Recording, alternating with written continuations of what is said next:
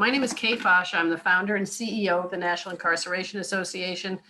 This event today came out of my very personal journey and everybody on the panel's personal journey of the trauma families go through during their loved ones' incarceration, and the fact that we have so little way to get the information that we so desperately need. And what the NIA understands in our team is that communication is critical to helping build up somebody during that journey. So the virtual family day was born out of our personal journeys.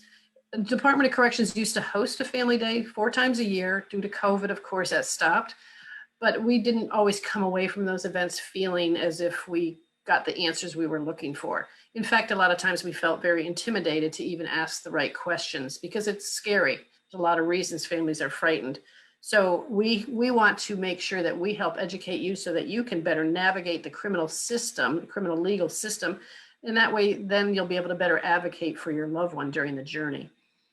So today there is a chat feature. If you're familiar with Zoom, you can chat some questions in there. We're going to try to get to them. Abby will be monitoring those and we'll try to answer them. Maybe not right when you send them, but certainly at the end of each section, we'll be we'll be answering some of your questions and doing a Q&A. We will share some documents, a lot of documents, and if you can't figure out where we got them from, just send us an email and we'll happily send you a PDF version of that document that we shared today. So let's talk a little bit about what are we talking about today. So the first section is what we call, you just got the call, now what? Hi, I was just arrested. You know, mom, sister, wife, dad, whoever got that phone call. What? You just got arrested, now what? The questions start the moment you get that call, and the journey, during the entire journey, the questions never end, they just change. So we want to help answer some of those questions for you in that segment called You Just Got the Call, Now What? After that, we're going to move into who's who and what's what. Knowing who to talk to, the rules, and your rights. This is critical. If you're talking to the wrong person, just like out here in the free world, doesn't get you anywhere. And if you don't know what your rights are, you're not going to be able to get the response you're looking for. The next area we're going to be talking about what else can I do? That's the advocate role. What can I do as that advocate? What else can I do to help my loved one? And finally, parole. When are they coming home? This is a big mystery. So this will be you might need to take a quick break before we get into that, because that's going to be a difficult thing. So let me stop my share now. And I want to introduce our panelists today. These are people that some of you may already know because you follow us on social media, or maybe you've personally worked with us. But first of all, we have attorney Janice Mann. Janice is on the board of directors for the National Incarceration Association and is a very powerful powerhouse for a criminal defense attorney, but more importantly, she's got a wealth of information, and she's shared that information many times on her social media sites.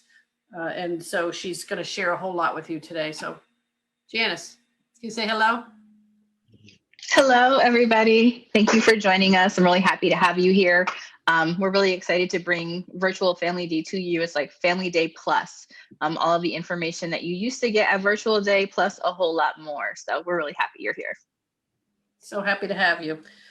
Okay, then we have Karen James. Karen James is an NIA Special Projects Manager and also the mother of a formerly incarcerated son, and she's a powerful advocate for her son and many, many others. Karen, say hello. Hello, everyone, and thank you for joining us today. Glad to have Karen with us. Next, we have Marquita Williams. Marquita is the NIA's Volunteer Activities and Intern Coordinator. She also is has a loved one that's incarcerated in Georgia. If you're interested in working with the NIA as a volunteer, she's the first person you'll talk to. So, hi, Marquita. Hi, everyone. Thank you for joining as well. I'm happy to have this platform. I wish something like this was around when I first was going through this, so I'm happy to have you all. Yeah, we're happy to have you. And then we have our newest member to the NIA family, our NIA intern, Abby Cook. Abby has a personal experience that nobody wants to have, but she's a dynamic person for the NIA. Welcome, Abby. Take it off mute and let us see you. Take it out. I can't figure out this mute. Okay. Hi, everyone. Thank you for having me. Yeah, we're just happy to have you. And then we also have another NIA volunteer and a mama bear to boot. Stacy Hepburn's son was recently released from Georgia State Prison. Hi, Stacy. Hi, glad to be here. Yeah, we're happy to have you as well. So we're back at this conversation today. Again, if you have, I see some questions. If you have any, like I said, feel free to put something in the chat. If somebody can monitor live Facebook, there might be some things going on there, but let's get going. So right now we want to talk about, you just got the call, now what? There's a lot of processes and a lot of things that you don't know if you've never done it before. And even if you've done it, you might have missed some processes. So you might need to listen in today to Janice. Let's have Janice talk a little bit about, Janice, what are some of the processes in sentencing or holding for transfers or diagnostics? Give us a rundown of what the processes look like. Sure. So you're here with us today, which means that you have someone in prison. So at some point you've gotten that call that said, either I've been arrested or I'm going to prison. Like, you've gotten that phone call, and you might not have known what happened next. So there really is a lot that happens before someone gets to prison. And there's a way that you can actually help to, I won't say control the process, but help to expedite it, and maybe even help to influence where your person is placed and what becomes their quote unquote permanent prison, or at least their temporary home until they come home where they belong. So after they get sentenced at the county facility where they were charged, there is a temporary period of time where they're waiting to go to the diagnostic prison, which is the diagnostic prison where they go to be diagnosed, processed to figure out where their permanent prison is going to be, where the best facility to meet their needs is going to be. So the most important thing to know is that, first things first, they get credit for every day that they're in custody from the time that, actually from they're arrested, but when they're sentenced and found guilty until the time they go to prison, they get credit for all of that time until they go to prison. Sometimes that's 30 to 45 days. That's what it's supposed to be. Usually it's more like 60 to 90 days. Now, when I say usually, I mean in our pre-COVID world. So in this world that we're living in right now, unfortunately, it's been more like until we get ready to transfer you, because there isn't a whole lot of new positive cases. So I don't know that there's a whole lot that we can do to influence it during this COVID period.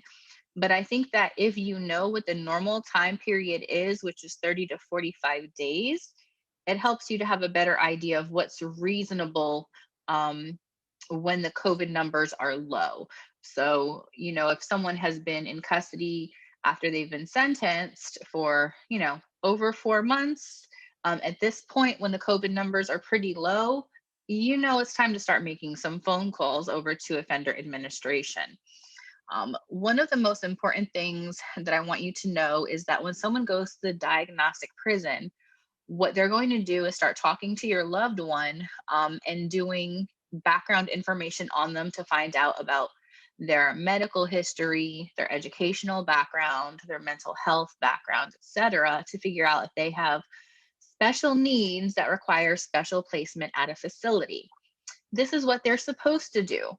And under best case scenario, that's what happens. Unfortunately, I think we all know that due to budgetary cuts, et cetera, the best thing doesn't always happen. So this is where you come in. Yay. You are the loved one. You're out here. You've just gotten the job that you never applied for. Whatever job you have at home, whatever your role is at home, whether you're mom or wife or little sister, when your loved one goes to prison, you're automatically promoted to advocate. Your loved one is depending on you. Whatever it is that they can't do for themselves, whatever it is that they want to do and just aren't able to do, they're depending on you to help them with. And the beautiful thing is you can help them. The system doesn't always make it easy. So we're here to help you find the information that you need so that you can do it, so you can be the best advocate possible.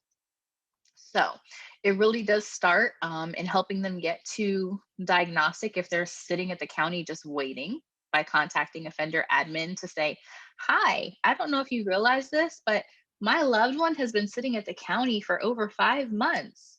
Do you think that you could help them get to diagnostic?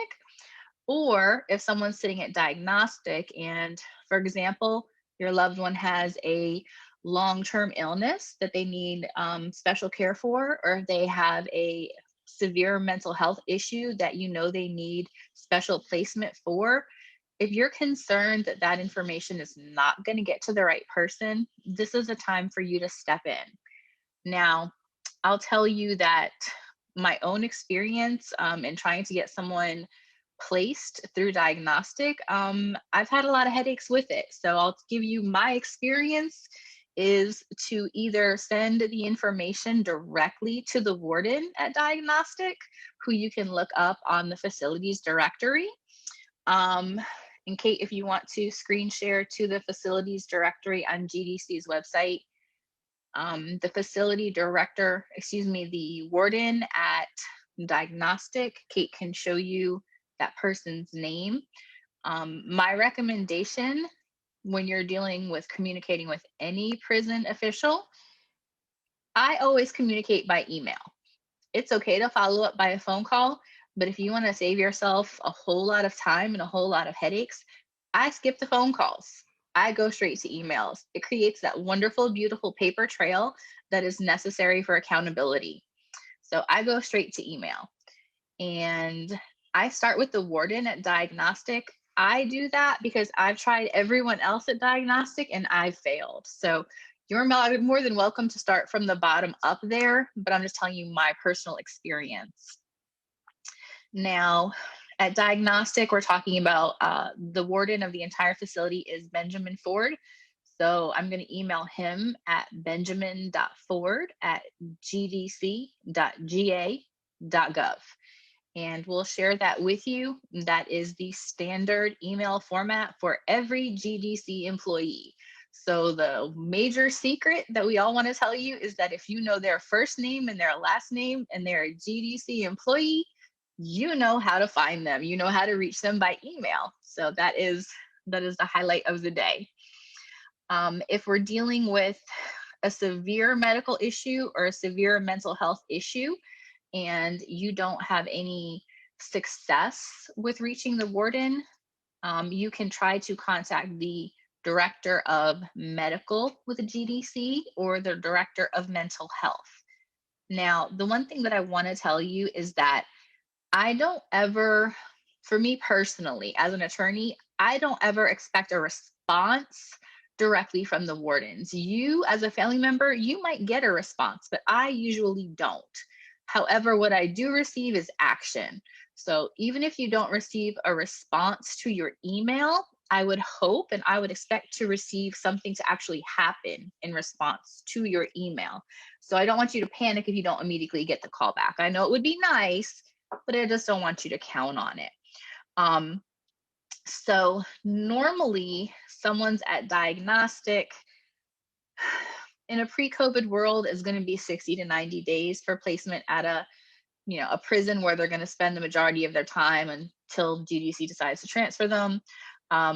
During this COVID period, I can tell you right now, I've had somebody at diagnostic since May and hasn't been transferred out to a quote unquote permanent facility. So unfortunately, there's really no normal during COVID with GDC or anywhere else, but I'm just trying to give you the information as I know it in the best way to help you as far as placement at diagnostic is concerned. But giving you this information is helping to empower you and helping to be proactive as that advocate. So in regards to being proactive, when you know your loved one is going to prison, some of the things that you might consider or hear about and want to do is power of attorney. Someone might tell you to get a power of attorney. You might think about it. You might want to get it. So I want to make sure that you understand what it is and what it isn't. So power of attorney, really all that does, at least in the state of Georgia, is give you the ability to handle your loved one's finances. That's all legally. So the trick about that is lawyers are usually the only ones who know that. And the majority of the people who work at GDC are not lawyers. So what I will say is this, what I have heard, I don't know this to be true, but what I have heard is that there have been times when family members who aren't legally married to their loved ones who are incarcerated have gotten power of attorney, and it has helped them to get additional information from the Department of Corrections that otherwise GDC wasn't so willing to give them. How legally valid that is, how accurate that is, whether or not that's happened, I don't know. I'm simply telling you what that document can actually do legally and what I've heard that it has had the power to do. So it can control finances. That's the actual impact of it. So I don't know that that's really that helpful for you. You can determine that for your own personal situation. You can make a call on that one. One thing that I do strongly recommend is that you have your loved one obtain a Hipaa form from GDC. When your loved one is in GDC's custody, whether you are their wife, whether you're their mother, whether you have power of attorney or not, they are not going to tell you anything about their medical condition or their mental health condition without a Hipaa release, period. It doesn't matter how much crying, screaming, or yelling you do, which PS I don't recommend. They're not going to tell you anything. GDC has their own form. Tell your loved one to get it right away and to give you permission to talk to them about everything that's medical. Get permission upfront and right away. The other thing I'm going to recommend, and folks, listen, I'm not negative. I hate to talk about negative things. I really do try to be hopeful and positive and all of those lovely things. Horrible things happen to everyone here, out here in the free world, not just in prison. A fact of life, no matter where you are, is that when you have someone that you love, you should have a medical directive. We all should have one for the people in our lives and for ourselves. We're all faced with end of life decisions at some point in our lives, possibly. That applies whether our loved ones are in prison or not. And God forbid you're ever faced with that situation. I don't know about you, but I would not want GDC making decisions about the outcome of my loved one's life. God forbid he or she was ever in that situation. So folks, take power right now. I know you don't want to talk about it and you don't want to think about it, but I'm just putting it out there. Think about it when you can before you have to. So get the Hipaa, get a medical directive. If you think a power of attorney can be helpful to you, take care of all that at the very beginning or now when we're talking about it and you're thinking about it versus later when you need it. Last but not least, this is something nobody tells you. When your loved one goes to diagnostic, they're going to be visited by parole. Immediately after they're sentenced, someone from parole is going to come and talk to them. This might be the one and only time they actually see someone from parole. Parole is not going to interview them. They're not going to have a parole hearing when they're considered for final release. If you go to parole's website and you learn about the process, which I highly recommend everyone do. If you'll remind me, Abby, to talk about that, I'll answer that question at the end about the Hipaa form, okay? The parole process actually starts at diagnostic, which I take huge issue with that, but no one asked me how I think parole should be handled because I would give them an earful about my best recommendations. So parole is going to go talk to your loved one immediately after their sentence, like within that first month probably, and talk to them. And they're not going to interrogate them or anything, but they're going to ask them questions. They're going to start off with easy stuff like, what's your name? What's your birthday? Where are you from? What's your educational background? Do you have any medical issues, mental health issues? So that's easy stuff, right? Like it's easy to answer. They're also going to say, why are you here? What happened? Tell us all about it. So, your loved one is probably not expecting that. Most people aren't because no one warns them. Asking someone that question immediately after they've pled guilty or immediately after they've been found guilty by a jury is probably the absolute worst time to ask them that question. So let your loved one know that that question is coming. Forewarn them. Preparation is key. let them know that they don't have to answer that question, period. They don't have to answer it if they're not ready. They can talk to parole later via a letter. They can write to parole letter. If they're not comfortable talking about it, they can say that in a respectful way. Of course, they don't want to be rude to parole and say, like, I'm not talking to you, or have an attitude. Like, that's not going to help if they're eligible for parole later. However, they don't have to answer if they're not in a position where they're really able to do it in a respectful way. If they do talk to parole about it, I can't tell them what to say, and either can you. But what I can do is give you some don'ts, right? Your mom probably gave you lots of don'ts when you were growing up. So here's your friendly lawyer telling you what not to say. Don't say it wasn't my fault, even if it wasn't.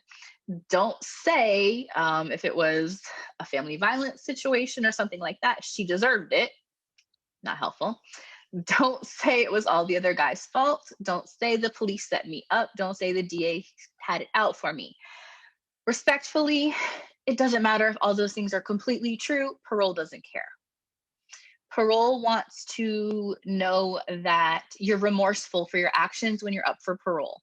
And if they come talk to you immediately after you're sentenced and you're not remorseful, which if I was immediately sentenced, I don't know that I would be in a position to show remorse at that point. It's too soon in my opinion, but nobody asks. So if your loved one is not in a position to say, oh, I completely regret what I did, I'm so sorry for it, et cetera, I'm not comfortable talking right now. I would love to talk to parole at a later point. That's my best recommendation, guys. I'm a lawyer. I'm going to say don't talk.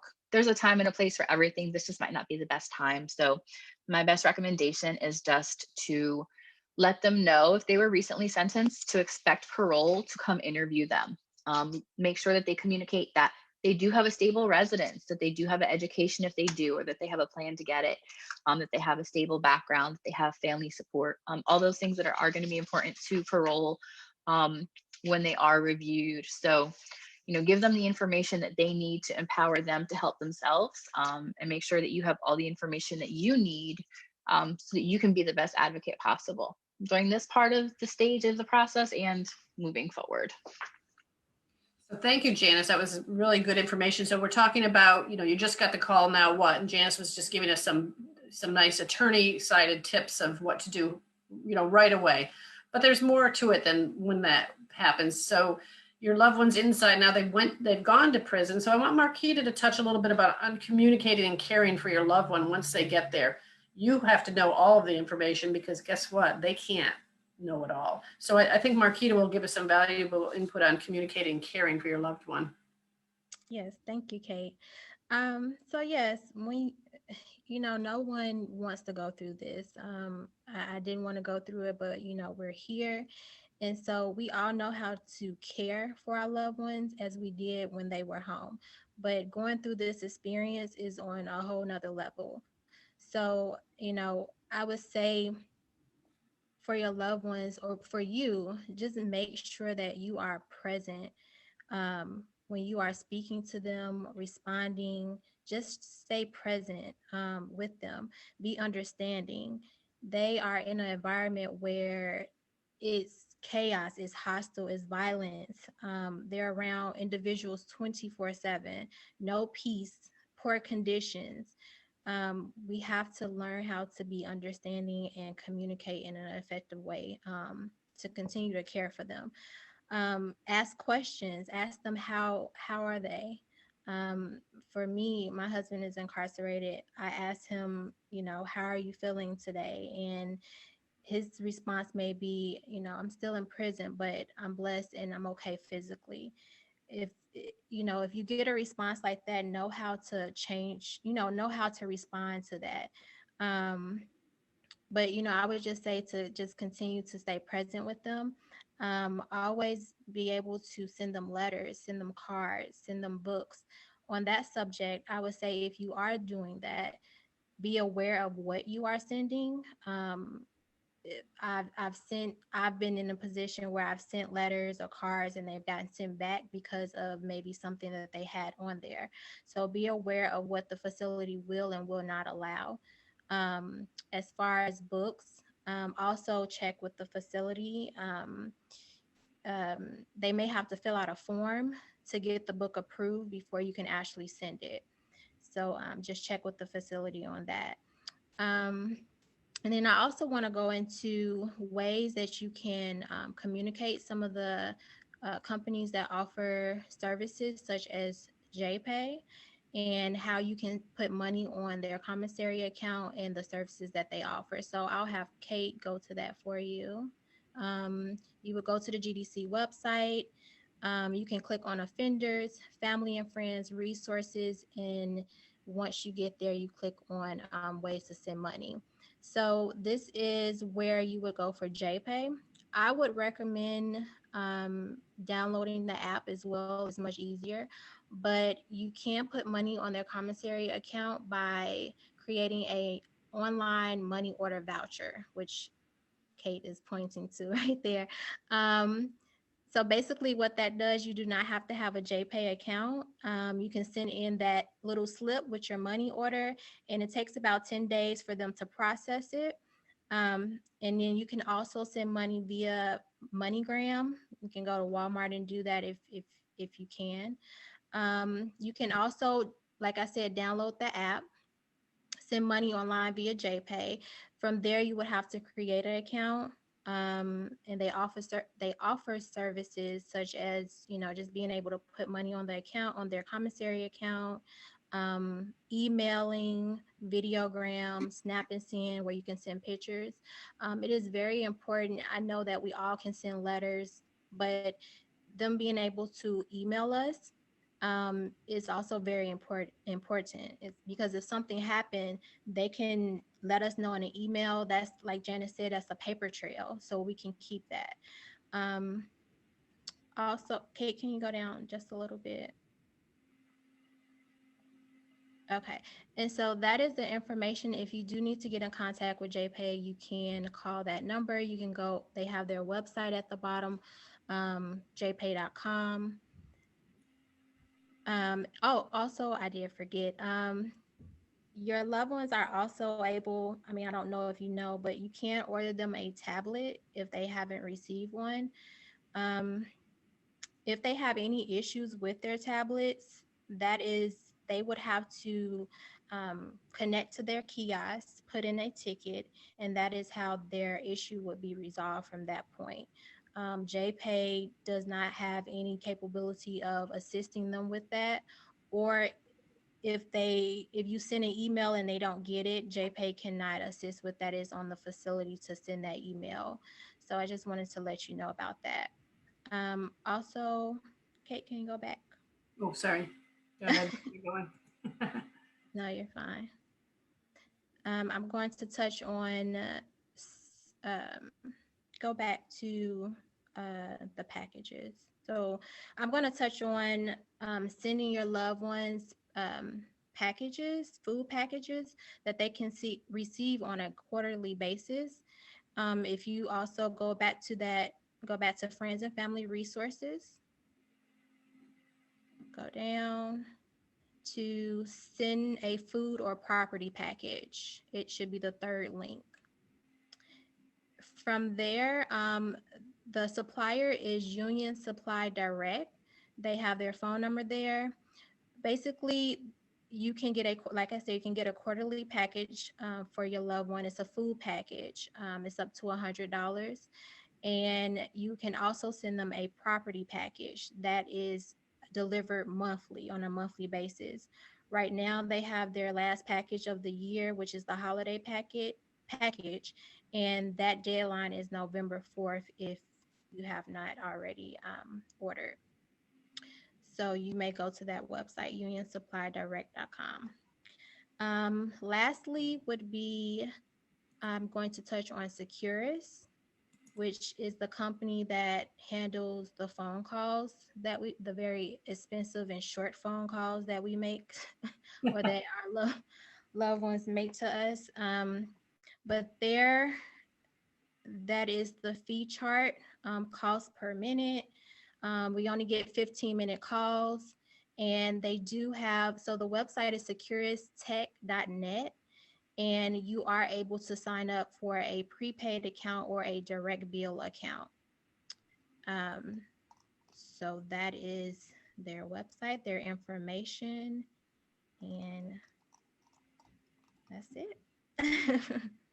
So excellent. So you're talking about, communication, and that's the key to helping our loved ones stay, strong and have access to some information in the outside world. Those packages are critical, as Marquita would attest. To get a pair of sneakers or get those packages for the seasonal packages. It's like Christmas to them every day. So thank you for helping us understand that it's important for you to help them get that communication. Keep that communication alive. So our next, let's see, I'm just texting more. So regarding talking about communicating and caring for your loved one while they're incarcerated, it's you just got that call, but there's more to it than that. And I'm hoping in a minute we're going to have a special guest jumping on to talk about how do you take care of yourself, because during this journey, the trauma to families is real. And the Family Day event that Department of Corrections held didn't really allow us to acknowledge that personal trauma and pain that we go through. So I'm just looking to see if she's getting on this minute. She's running a minute late. So while we're waiting for Mona Lisa, we do have some, again, this is the, we just got the call, now what? And communication is the key, but not just communicating with our loved ones, but also how do we communicate with authorities? The people that are in charge of our loved ones. So I'm going to go into that. Let me share my screen now to talk a little bit about, hang on. Actually, no, let me wait because she's going to be on in 1 sec. I'm going to talk about tips and tools. What do you do? What don't you do? What should you do? What you should not do? Janice touched on that. Remain calm. It's hard to do when you're crying, you're scared, it's very difficult to remain calm, but it's important to try to step back and take that breath and gather your composure so that you can be seen and heard from a person in authority as someone to respect, and not just that crazy mother. Because I was one, I'm not going to lie. We all can get there, but to not react, but to just kind of take that step back and breathe and remain calm as you're getting ready to speak to somebody who's got control of your loved one. We talked a lot about emails. And during that, sending an email to somebody, authority is, hang on, Mona Lisa, go ahead and mute for a sec, darling. We'll get right with you.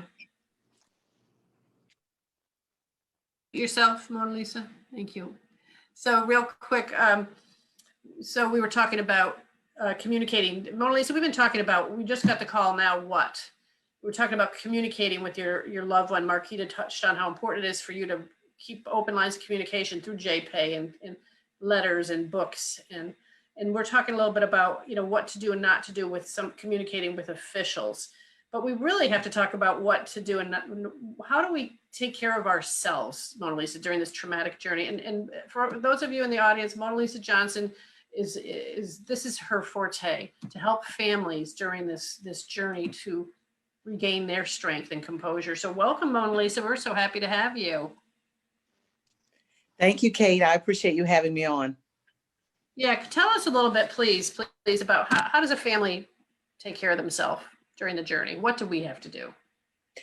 Well, first and foremost, I think it's very important that you recognize that self-care is ultimately the most important thing that you could do for yourself and for your loved one. Because if you don't come to that conclusion right off the bat, you're going to feel that everyone else is more important than yourself. And so at the end of the day, your actions are going to show that everyone else is more important than you. It's when you start to understand that you are the nucleus, you are the backbone, you are the person that's keeping this family together, that's holding the glue, or that is the glue to the family. It's when you recognize that you're the glue, that you can make a difference and make an entire change to what's happening in your life. So when you first recognize that, the second thing is that you have to do when it comes to self-care, is finding time to exercise, finding time to meditate, finding that centered being, if you will, for yourself, so that you could become stronger for yourself and then ultimately for others. Because if you are failing yourself and if you are not taking care of yourself, you're not going to be able to take care of other people. I came across this and I started to understand this as a mother, because the reality is, as a mother, we want to take care of everyone else. We want to do for everyone else. And we always put ourselves on the back burner. But then when it comes to that mental strength and that need that you have to be the advisor, to be the caretaker, to be all of that, if you aren't strong and you're falling apart, how in God's green earth are you going to be able to take care of someone else? So you've got to center yourself and get yourself together. And so with myself, what I basically did is I sought out a therapist because I was having anxiety. I was having, overwhelming feelings that I could not understand myself, that just basically felt like I was out of control. Like I personally could not figure out anything. And like it felt like everything was just overwhelming. And that basically, at the end of the day, was anxiety disorder, or a response to trauma. A lot of us don't realize that what we are going through is a thing called trauma, or PTSD, post-traumatic stress disorder. If you experience a trauma in your life, whether it is you going to prison, a loved one going to prison, or something like that, you're going to experience trauma. And trauma in turn has all different types of effects on the body. Like, for example, if someone dies, you go through this thing called the 7 stages of grief. It's the same thing when you lose a loved one to incarceration. You will go through the 7 stages of grief. You will go through anger. You will go through bitterness. You will go through resentment. You will go through unforgiveness. You'll go through extreme highs, extreme lows. And until you understand what all of this is affecting you, you can't be there for your loved one. So the first thing I did was therapy. I could keep going, Kate. Did you want me to keep going on that? Because I can certainly do that. Really important information. And I think this is going to be another, a whole entire series that we're going to get into in self-care, because you're right. We get sick.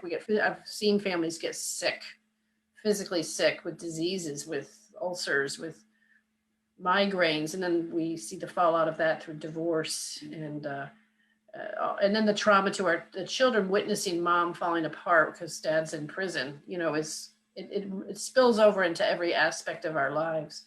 So your tips to self-care, Mona Lisa, are important. And share with us, like, something, you have some information on the web that we'll share with the audience today on places to go. You have a book, or a manual, right? What's it called?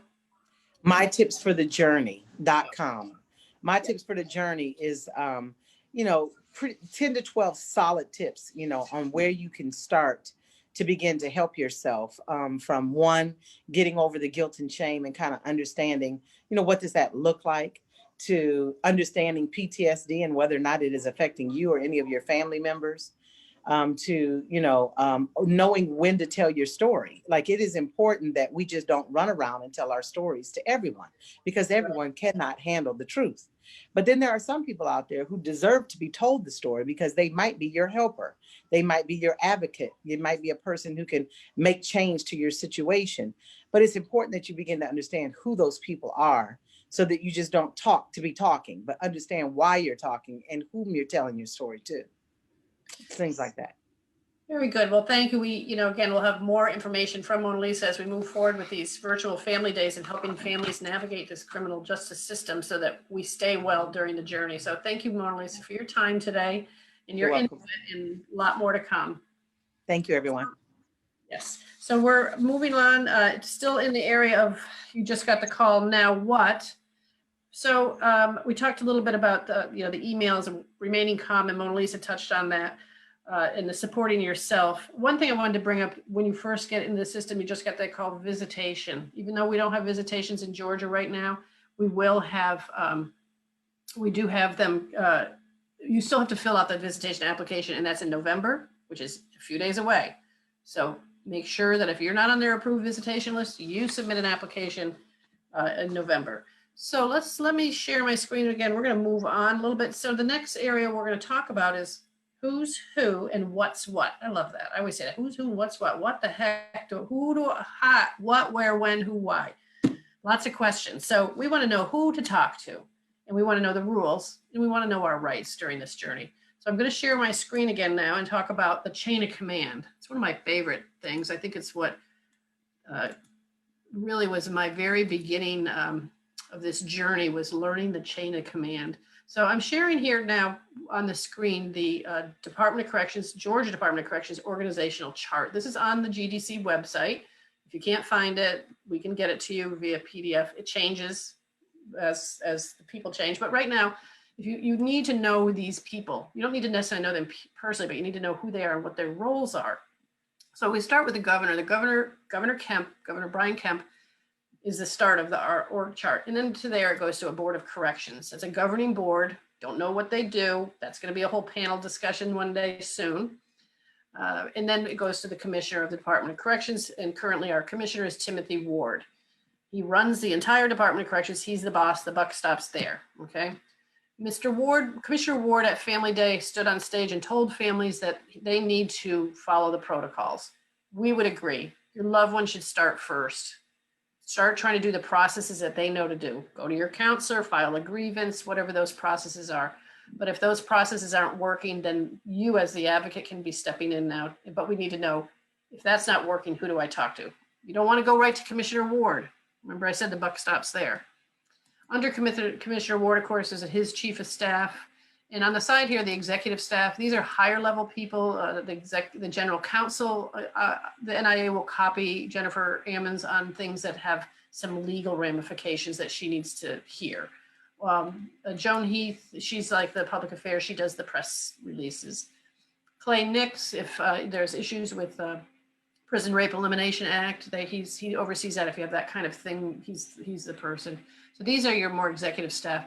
So down on this row here, this is your high-level commissioners that are running the different divisions. So over on the left here is Assistant Commissioner Ahmed Holt. Many of you may know him. He was a warden for many years. He's come up through the ranks. Fairly approachable guy. Will answer questions if you can get to him. But he runs, his division is this. You don't want to call Ahmed Holt if you got a problem over in this, other area over here, in this section. But if you have a problem with any of the things that fall under his watch, that's who you contact. The Assistant Commissioner of Administration of Finance, that's not something that families need to really engage in. But over here, this is probably your number one most important person to know, Randy Sauls. Now his name is Jack Randy Sauls, but if you want to, his email is randy.sauls, not jack.sauls. So as we said earlier, first name dot last name is how we contact people, but Randy Sauls runs the healthcare. So if you need to talk to somebody about mental health, that's Dr. Javelle Jackson. Dental health, Dr. James Barron. And the statewide medical director is Dr. Sharon Lewis. So these people are really critical to know when your loved one has a medical issue. And then the Assistant Commissioner of Inmate Services Division, I'm sorry, they're supposed to take the word inmate out of things. But this is basically programs, and Assistant Commissioner Jay Sanders has been running this department for a long time, and those are your programs. So if you want to know about programs and where your loved one, they tell your loved one there's a program at that facility and there isn't, you want to get a move someplace, you want to talk to Jay and his team and find out what programs are where. They are online, but I'm not so sure, Stacy might attest that they're not always accurate on the website in the facility. So that's your bigger overview of the organizational structure. This is images of the people we just talked about. Commissioner Ward, the chief of staff over here. These are the 1, 2, 3, 4 assistant commissioners. And then these below here, the division the director of field operations, Jack Coons, he retired, so that role is vacant, although I heard Angela Williams took that role, so that could have happened. Jack, that role, which Angela would be the deputy director, I just have a question. I don't even know who to call. That's the person that can kind of direct you to the right people, besides the NIA team.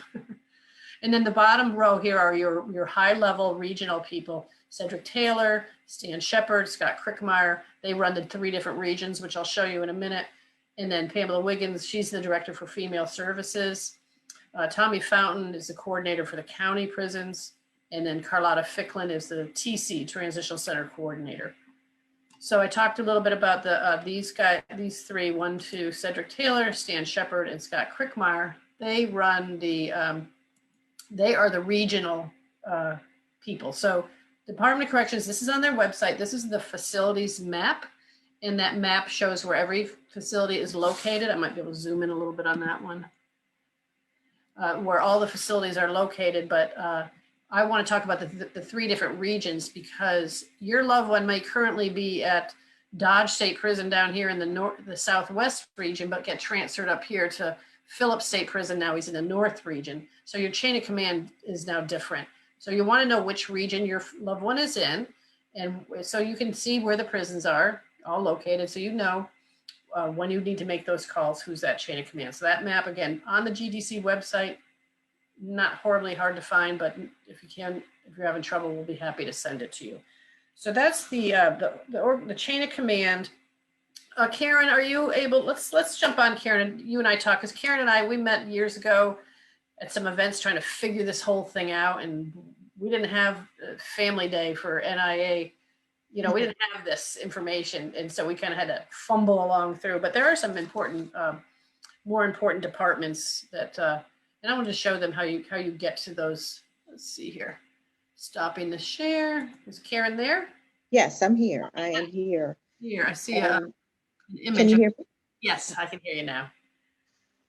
Great. So who do you think is the most important people to speak to know when your loved one's incarcerated? Well, one individual that I actually didn't utilize as much as I probably could and should have was the chaplain.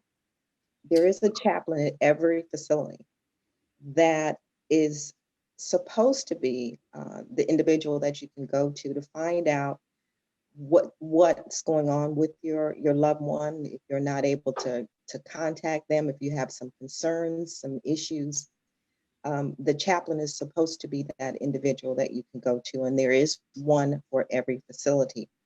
And they are supposed to respond to any requests from family members. In addition to that, then I would say the counselors are the next individuals who are supposed to have the contact with your loved one, who can then update you on processes and procedures and what's going on. I've had to contact with the help of NIA and Kate on several occasions, the offender administrator in terms of requesting transfers for various reasons. So as I said, you, based on the Department of Corrections organization chart, you'll have that individual's name under the offender administration, which I believe is under inmate services division. And you can email them, as Janice suggested. That I've learned that that's the fastest way to get a response, because calling, sometimes the phones just ring, ring, ring, or you get a answering service that wants to take a message or ask why you're calling and those types of things, which can be very frustrating if you're trying to get some assistance quickly. In addition, Kate, there is someone who was in family services. While I was there, it was Patricia Sweatman. I know she had moved on. I'm thinking there's someone else now.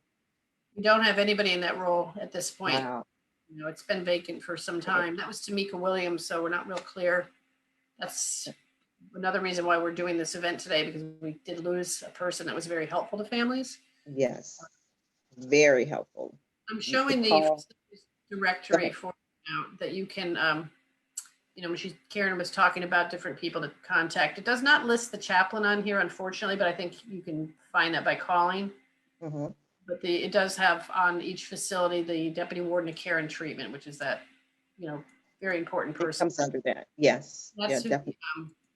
The counselor reports to. So if you don't know your counselor's name, because you probably won't, because they'll never tell you, and they're not listed anywhere, you want to know who your deputy warden of care and treatment is, right? Yes, that's correct. Okay, so we did talk a little bit about, so Karen, there is the ombudsman though. Tell us what you think about the ombudsman. Have you ever tried to call the ombudsman? The ombudsman was the first place going to the website and just trying to find any kind of information. That was the first thing I saw. I called, left a message, never got a reply back. Never, ever. I believe it's a phantom person. They don't really exist. Yeah. So even at Family Day, I don't recall anyone being identified as the ombudsman. No. So Yeah. So that might not be our best course of action. it is not, and I believe it also just highlights the importance of an organization such as this one, the NIA, because we are able to respond. We have experiences, a plethora of experiences, and we can get you answers if we don't know for ourselves. So thank you. Right. So, okay, so we're still in the who's, what's not, what to know, and what to do. Janice, I'd like you to talk a little bit about these things called acronyms, all the letters that they throw, the alphabet soup that we have to deal with, that we don't know what the heck an SOP is. Can you help us with that? Sure. If you'll give me just 1 minute, I want to get back to that in just a second. I realized that I skipped over something. So real quickly, I just want to say that, one of the things that I think most people go to Family Day to do is to talk to people, to handle things like issues at facilities and help with transfers and things of that nature. So we're going to talk to the warden about issues within the facility. We're going to talk to offender administration about transfers. Those are the reasons that most people go to Family Day. Or I think it's usually in July, we go to talk to parole. And so it's really important that people know where to find those people since we're not at Family Day. So you want to refer to the facilities director, to email your warden or email offender administration. And one of the things that I recommend is that when you are communicating with these facilities and these different administrators, is that they want you to always put your loved one's name and GDC ID number in the subject line of the email. They want that, just give it to them. I recommend that if you're emailing them multiple times on the same issue, to include in your subject line email number 1, email number 2, email number 5. Let them know it's the same issue, it's not fixed, and you're not going away. I find that it helps you to get answers. That's a great tip. And really, well, let me interject regarding that email. What should they put in the subject line? Should they say, "Oh my God, I need your help"? No, don't panic. One of the things that you want to do when you're communicating with these officials is you want them to see your loved one in the best light possible. You want them to see your loved one as a person and not a number. And in order to do that, you have to make sure that they're not seeing you as the absolutely irate, furious person that you probably rightfully are. So sometimes it's a matter of stepping away from your computer long enough to type an email that's going to be calm, not containing curse words that you probably want to use, because I know sometimes I do, and just have it be as civilized and professional, as calm as possible. I have a issue tracker available for you. Kate, if you'll share that with them. I have a system in place, that I keep track of all of my clients' stuff. But this is similar to something that I used when I first went into private practice. For follow-up purposes, you want to track what's going on so that you can hold different people accountable. So it's simple, it's easy to use. I know a lot of people have sticky notes and notes in their phones and just notes all over the place. And when you have stuff everywhere, it's hard to keep track of what you've done and who you've talked to. And I think the key to getting results on different issues is knowing who you talked to and when and what the result was. So we'll make this available to you if you want to use it to keep track of who you talked to and when and what your result was, so that you can get results. And one of the things that I want to tell you quickly about the chain of command that Kate shared with you is that I like to say that GDC is like the Army. Chain of command is extremely important. Know it and respect it. But the key is to start at the bottom, because if you start at the top, they're going to knock you right back down. Don't go straight to the commissioner, because first things first, if he says no, there's nowhere else to go. You got told no. but you also didn't respect the chain of command, and you didn't respect anyone else at a lower level who you might have to go to for help later. So you do have to give your loved one a chance to solve their issue first, and more likely than not be able to solve it on their own. But you also have to start at the bottom, the lower levels within the facility. And if and when you're not able to be successful there, and you're able to keep track of it because you have your issue tracker or whatever system you use to keep notes on your attempts, you can show that you aren't successful and why you are contacting Mr. Holt or whoever it is within the chain of command higher up that you're contacting.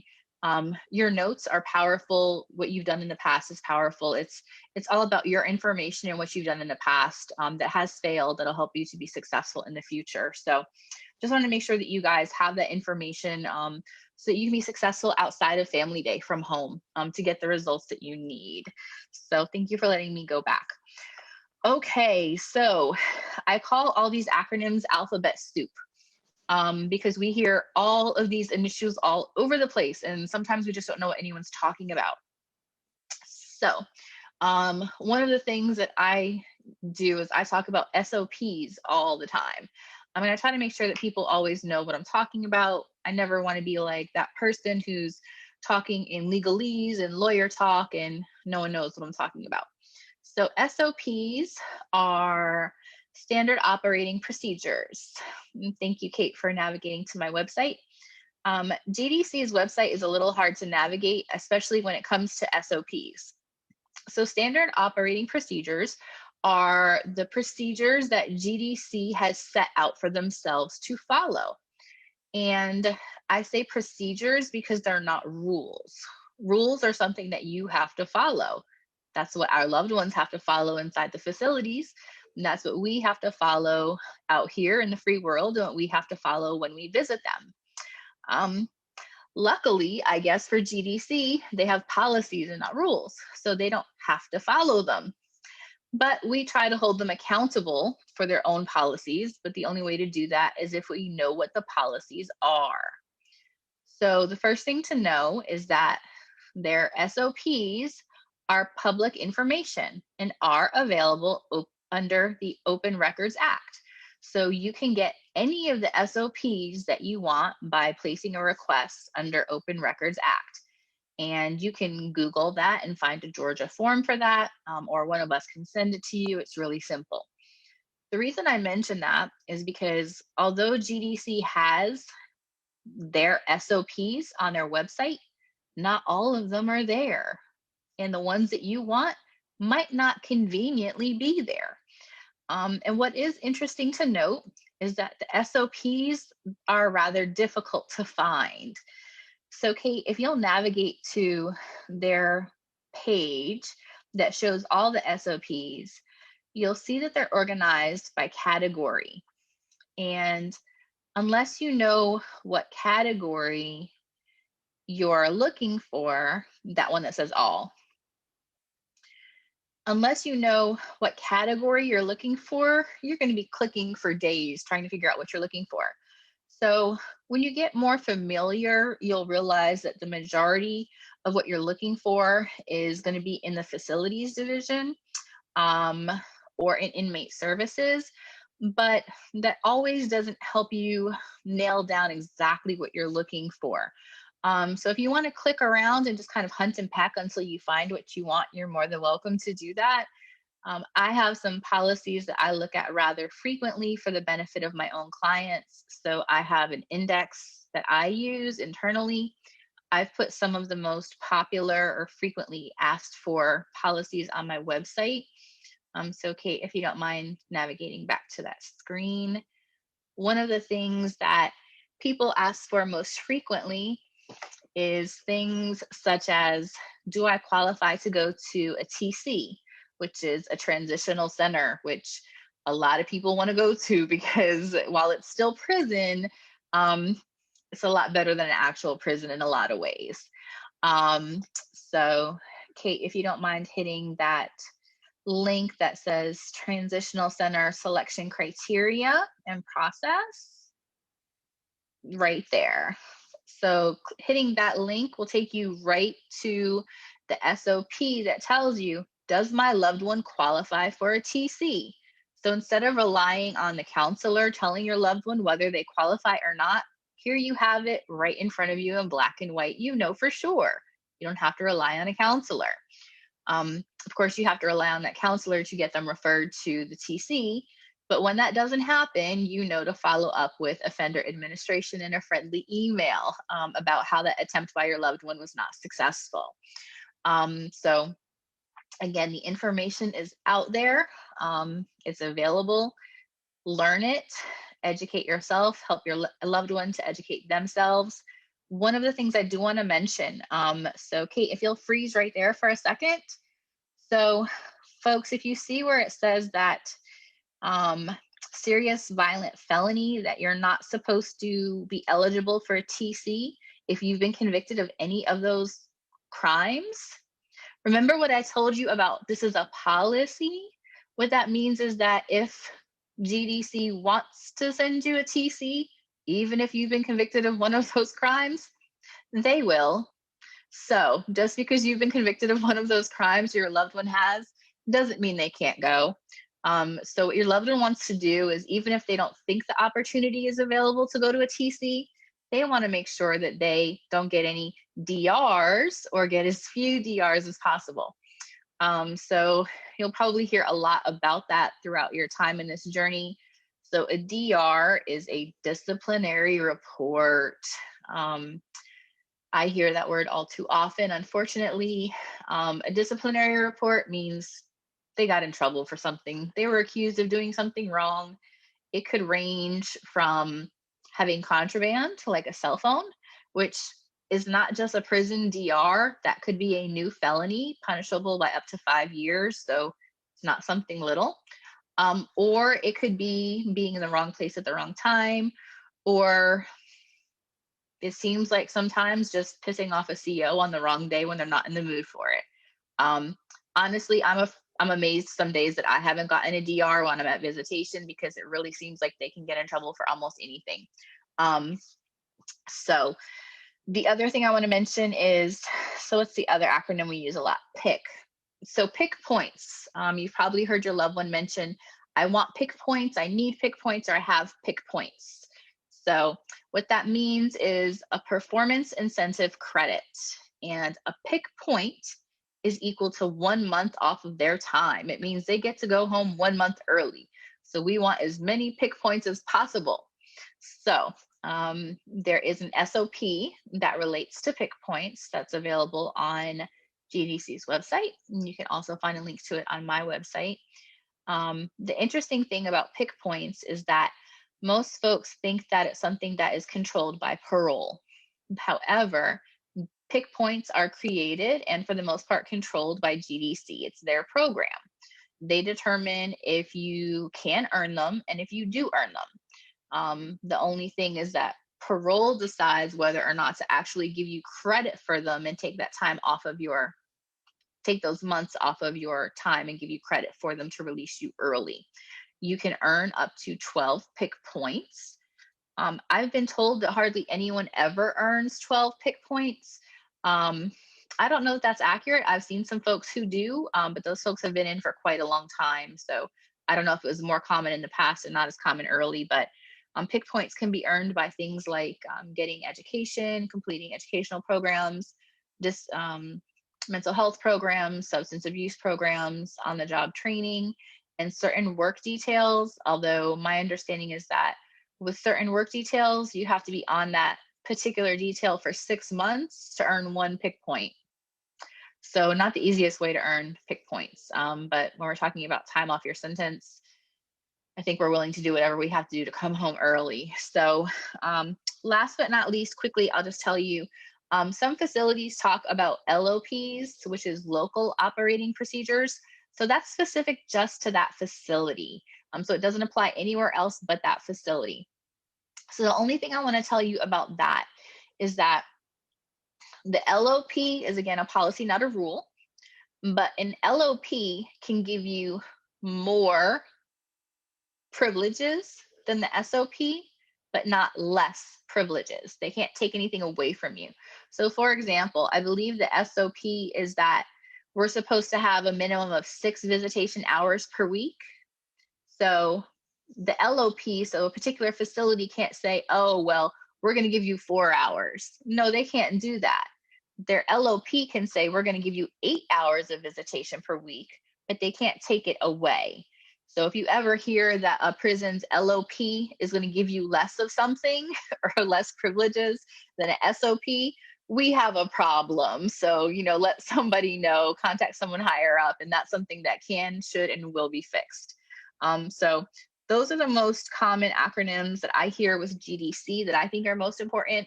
The other acronyms that we really, really care about are all related to parole. So we'll talk about those in a few minutes. Perfect. Thank you. Lots of information. I told everybody, make sure you have your handy dandy notebook because we are throwing a lot at you, but that's okay. We're here to continue to answer the questions. And if you're asking questions online, Abby's trying to respond. We'll be trying to get those answers to you. And at the end, we'll have a Q&A. So we talked about, you just got the call, now what? We talked about communicating and self-care. We talked about who's who and who to know and how to send the proper email. Let me say real quick on emails.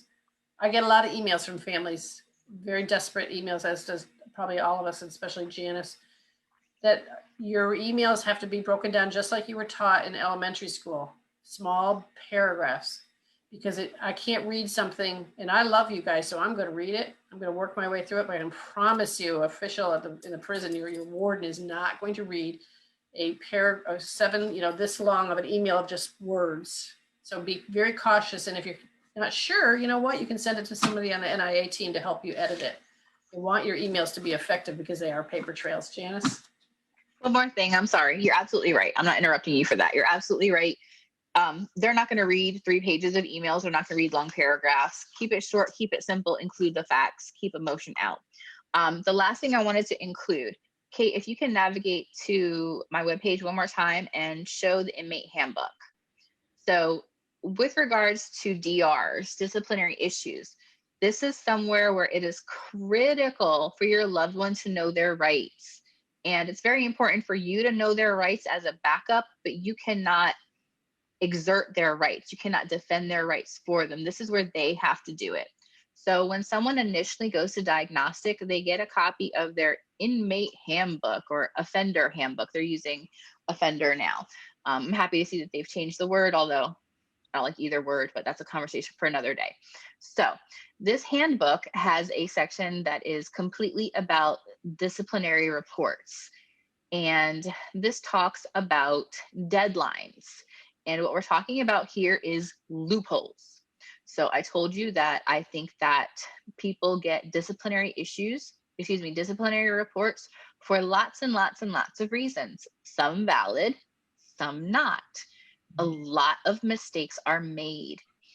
It's important for your loved one to know what the rules are that the officers are supposed to follow about writing disciplinary reports, because a lot of times they make mistakes. They make critical mistakes that mean that disciplinary report that possibly wasn't valid to begin with, that could negatively impact your loved one's ability to come home, can get thrown out on a technicality, or thrown out because it wasn't valid to begin with. But in any regard, it can get thrown out. So it is critically important that your loved one read this, know it, and not forget it. You knowing it as backup definitely helps. So I do want to provide just a little bit of clarity. There's a rumor going around. I think some prisons help to promulgate this rumor. I'm not sure. There's a rumor that disciplinary issues fall off your record. Your prison record is like your school record. It follows you around. Disciplinary reports, DRs, they stay on your record permanently. I have clients who have DRs from the 70s that are still on there. If a disciplinary report gets dismissed because of a technicality, it still shows on your record. If you get found not guilty, the disciplinary report is still on your record. However, not guilty because there was no evidence, not guilty or dismissed because of a technicality is still not guilty. It helps. It helps when it comes time for parole. It helps if there's any other opportunity for you to go home early, whether it's a sentence modification or something like that. You don't want those things on your record. So anything you can do to help keep them off of your record, whether it's a technicality or knowing your rights, that's your responsibility, is to know your rights, whether you're out here, at home, in the free world, or in prison. So what I tell people out here is never make a statement to the police, whether you're guilty or not, period. My comment to folks who are in prison is don't plead guilty to the DR, period. Know your rights out here and in there. It's critical. So make sure they have their inmate handbook, make sure they know it. A lot of information and just a little light reading, that inmate handbook. I printed that up the day I first read it, but I did read it too, because you know what, frankly, when he went in, he wasn't very well, and I don't know how much he could even possibly absorb during that time. So I needed to make sure I knew to help him. That's our role, right? So great. Now I think we have covered all of our 3 big topics, and the last section is the one. And there are families, unfortunately, aren't parole eligible. My son was not parole eligible. What does that mean? That means pick points don't matter. It means good behavior don't matter. It means they have a date and they're coming home on that date, period. But if your loved one is parole eligible, there's a whole lot of things you have to know. And it's a very complex, it shouldn't be, but it maybe isn't, I shouldn't say complex, but you've got to know the system and how it's going to process your loved one. You have to know those other acronyms and alphabet soup. What's a PED? What's a TPM? You know, and I have families that they don't know those. You have to know. You have to know, A, is your loved one parole eligible? If so, what is the parole eligibility date? And if he gets that date, when's his tentative parole month? So Janice and Karen, I'd love you guys to start talking about parole. When are they coming home? Sure. Well, one of the reasons, Kate, that Karen and I first talked to you about doing this virtual family day is because I think that folks are really just disappointed that we're missing out on family day, because we feel like that's our opportunity to really, really help our loved ones. And missing out on the day when parole is there. Parole family day is one of the most popular family day events that we have, and I think that people were really, really disappointed that they weren't there. So before I start talking about parole and the process, I want Karen to talk about the first time that she went to Family Day to talk to parole and what that experience was like. I'm asking her to share that with the group. Yes, thank you. Thank you. Bring it back to remembrance. Sorry, but one of the thank first you. things that I had to do too was to familiarize myself with that website. And there is a Georgia Department of Corrections Pardons and Parole website that has your loved one's name listed there, and they have what's called the PED, parole eligibility date. And that date, you can monitor that information. If you monitor it, then you will see when changes are made. But that is the date that we look to see when will our loved one be eligible to come home. And that's something that you want to know probably from day one. So we had the opportunity to visit, to participate in Family Day, our very first one. And there was pardons and parole there. Unfortunately, after waiting probably about an hour and a half in line, because that is the most popular area that everybody wants to go to. And you stand in line and you exchange what I call war stories with everybody that's there. Everybody has a war story, an incident, an issue that they've tried to get resolved, experiences that they've had over the time frame that you're involved in the system. So you finally get up to the desk, you fill out all the necessary paperwork. They go to their computer, they pull up your loved one's name, although you can't see what they're looking at. And they're looking at, the crime and the level of the crime and their security level and things of that nature, and say, well, based on the grid, they will be eligible to come home in, say, 3 years from now. And you're excited. Okay, how does it look for them? Well, if they do what they're supposed to do,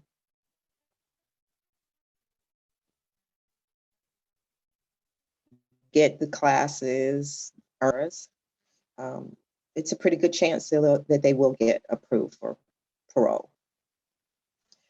Well, you leave there all excited, and then reality hits. Because shortly afterwards, your loved one gets a letter saying that they're not eligible or parole was denied. They don't get to know why it was denied. No reason given other than they are a threat to society. So imagine getting a letter like that. You don't know what you've done other than your crime. You're trying to do everything that they've asked you to do, and you're told that you continue to be a threat to society with no further explanation. But also, you must complete another program. It's very disheartening. It impacts, Janice, you can pick up from there. well, I can see how it impacted you, Karen. It impacts the families, that parole letter, that nasty parole denial. Before we get back to Janice, I wanted to ask Stacy, you know, when talking about parole, I wanted Stacy to discuss the importance of your loved one participating in programs. You know, why is that so important on many levels, Stacy? Well, because it counts.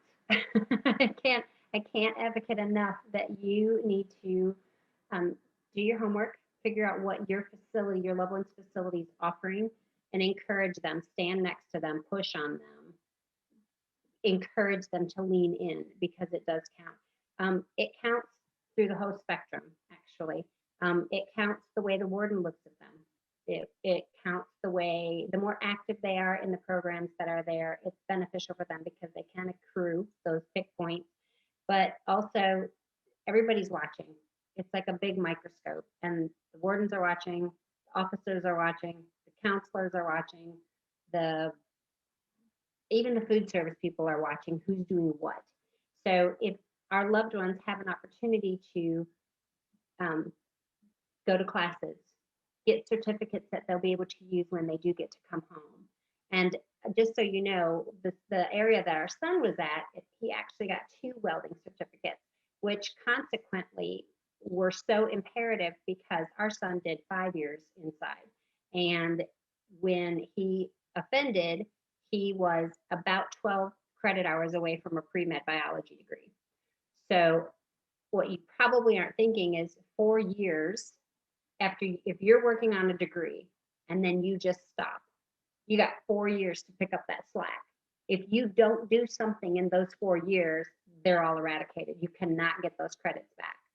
Well, we were like, hey man, we just spent a lot of cash for a lot of college that he's not going to get to use other than what he's going to hold in his head. The blessing from participating, another blessing from participating in these classes is these particular welding classes were actually Georgia College, their technical credit, their college credits. So they stabilized his degree, if you will. And so now he's home, and in January he can resume and pick up where he left off. Whereas had he not leaned into the system and participated and got that certificate, he would have had almost 4 years of college that he did, but now he'll get to do it again. So there's a lot of different scenarios. There's everything. There's so many people just from being immersed in this for almost 6 years. I can tell you that, and listening to our son, there's more people incarcerated without high school diplomas than there are in generally. Get your GED. You got nothing else to do. It's a great use of your time. It's going to serve you. It's going to serve you on so many levels because it's going to give you something to do and get out of your station for all day. Okay. You're going to have a certificate of general equivalency as soon as you leave. That's going to open up doors when you step out of those doors. The other side is the Pardons and Parole Board is looking at it. Chancellor, your loved one's going to go back to the judge for this or that afterwards for revisions or reconsiderations. That judge wants to hear what have our loved ones done to better themselves, because their holy grail word is rehabilitation. We will hear that from the second. I mean, it's on the placards when you walk in. Lean in. Let them use the system that's already in place because it's going to serve you. And they have a litany of different things. Each facility offers something different from what I'm understanding. But they're just for case in point, they have some dog training programs. So if you have an animal lover, if your family lover is an animal lover, maybe that's a good fit for them. There's faith and character classes. There's Braille and beekeeping. Well, I don't know about you, but I'd love to do the beekeeping one. I think that would be pretty awesome. So, I mean, there's some really great things in there, and it's really going to serve our family members on multiple levels whenever they're finished and during. And at the end of the day, guys, it's just communication and interaction. That is so rewarding for them because the everyday humdrum, not having anything to look forward to, being able to immerse themselves into something that's good and worthy and worth celebrating. You know, somebody goes in and becomes incarcerated, and let's say they have an 8th grade education and they take care of their commitment to the state and they get it right and they get out and now they have a GED under their belt. That's huge, you know. So just help and encourage them and stand by them. And I just want to say one more thing if I can. This is such a phenomenal orchestration of some of the best minds of people that have been put through the ringer on all different levels. Everybody brings something to the table. And Kate, I just can't thank you enough. You have been so instrumental just to give me, like you were talking about the alphabet soup. Well, I remember that first phone call I had with you where I just said, this is a whole new language and I don't speak this language. And you said, you will. So it's like learning. It's like you wake up, you know, we had a 3:15 in the morning phone call. That was our family story.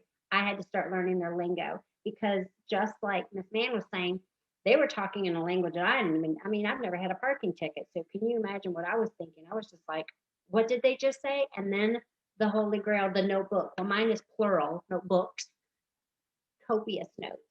So yeah, just take it in, lean in, participate, ask questions, and just stay with your family member. They're worth it. You know, they're going to get it right. It's going to be okay. And yeah, just. Thank you. That's really important, Stacey. A lot of people get angry. You know, there's not enough programs. Well, they're right. And people with long sentences have very little ability to get into things, but we've got to try to do as much as we can in supporting that and encouraging the loved ones to engage and move them if we need to. So these are really important tips for families.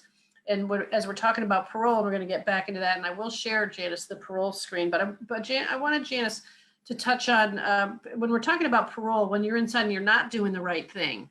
Janice, what is a security threat group? Oh boy. Gang. Period. STG, security threat group, is GDC's fancy new way of saying gang. If you are labeled as gang affiliated, you're now labeled as a security threat group. I don't know if that's nationwide, if that's a new PC way of saying it, but that's what it is. They're labeled you as gang affiliated. That can happen through the local police department when you're charged. That can happen by the DA when you are prosecuted. That can happen within GDC by one of the COs. It can happen because of someone you're hanging out with. It can happen because of something that happens. It can happen for a lot of reasons. Sometimes it's valid. A lot of times it's not. The stories I can tell about the people that I've represented that have been labeled as gang affiliated, when it couldn't have been farther from the truth. Guilty by association, who you surround yourself with, is true more often than not.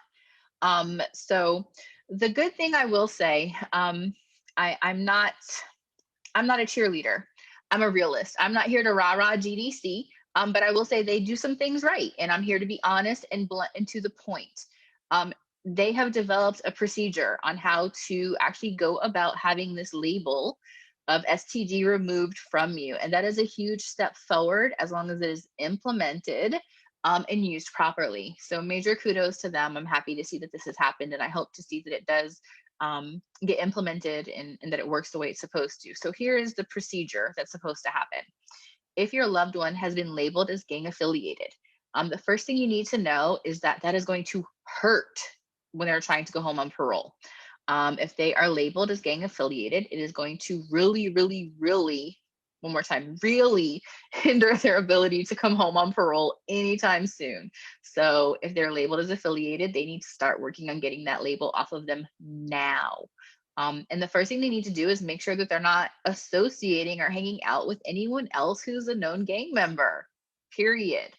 But once they're not hanging out with people who are known gang members and they're not doing any of those things, they want to find out who the STG investigator at their facility is.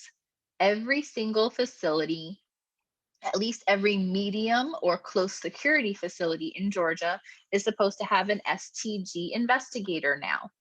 And they should be able to find out who that person is by talking to their counselor, our lovely counselors. So some of them are helpful, some of them are overburdened and can't be as helpful as we'd like them to. So you know that this is where you step in if they are not able to be successful. So this is the process. Your loved one tells their counselor that they want to talk to the STG investigator. Their STG investigator schedules an interview with them. Your loved one says either, I was never a gang member, or I was a gang member, but I'm not anymore. And they do an interview and talk about the details: who, what, when, where, why should I believe you?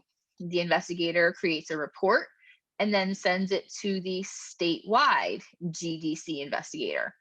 My understanding is that that statewide coordinator is supposed to be the one who makes the final decision.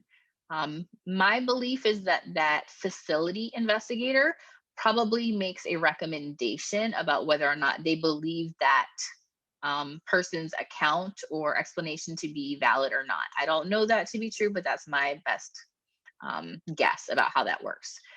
So it's really important that your loved one's words match up with their actions, that it's not just a bunch of BS, right? We know that. So here's the thing.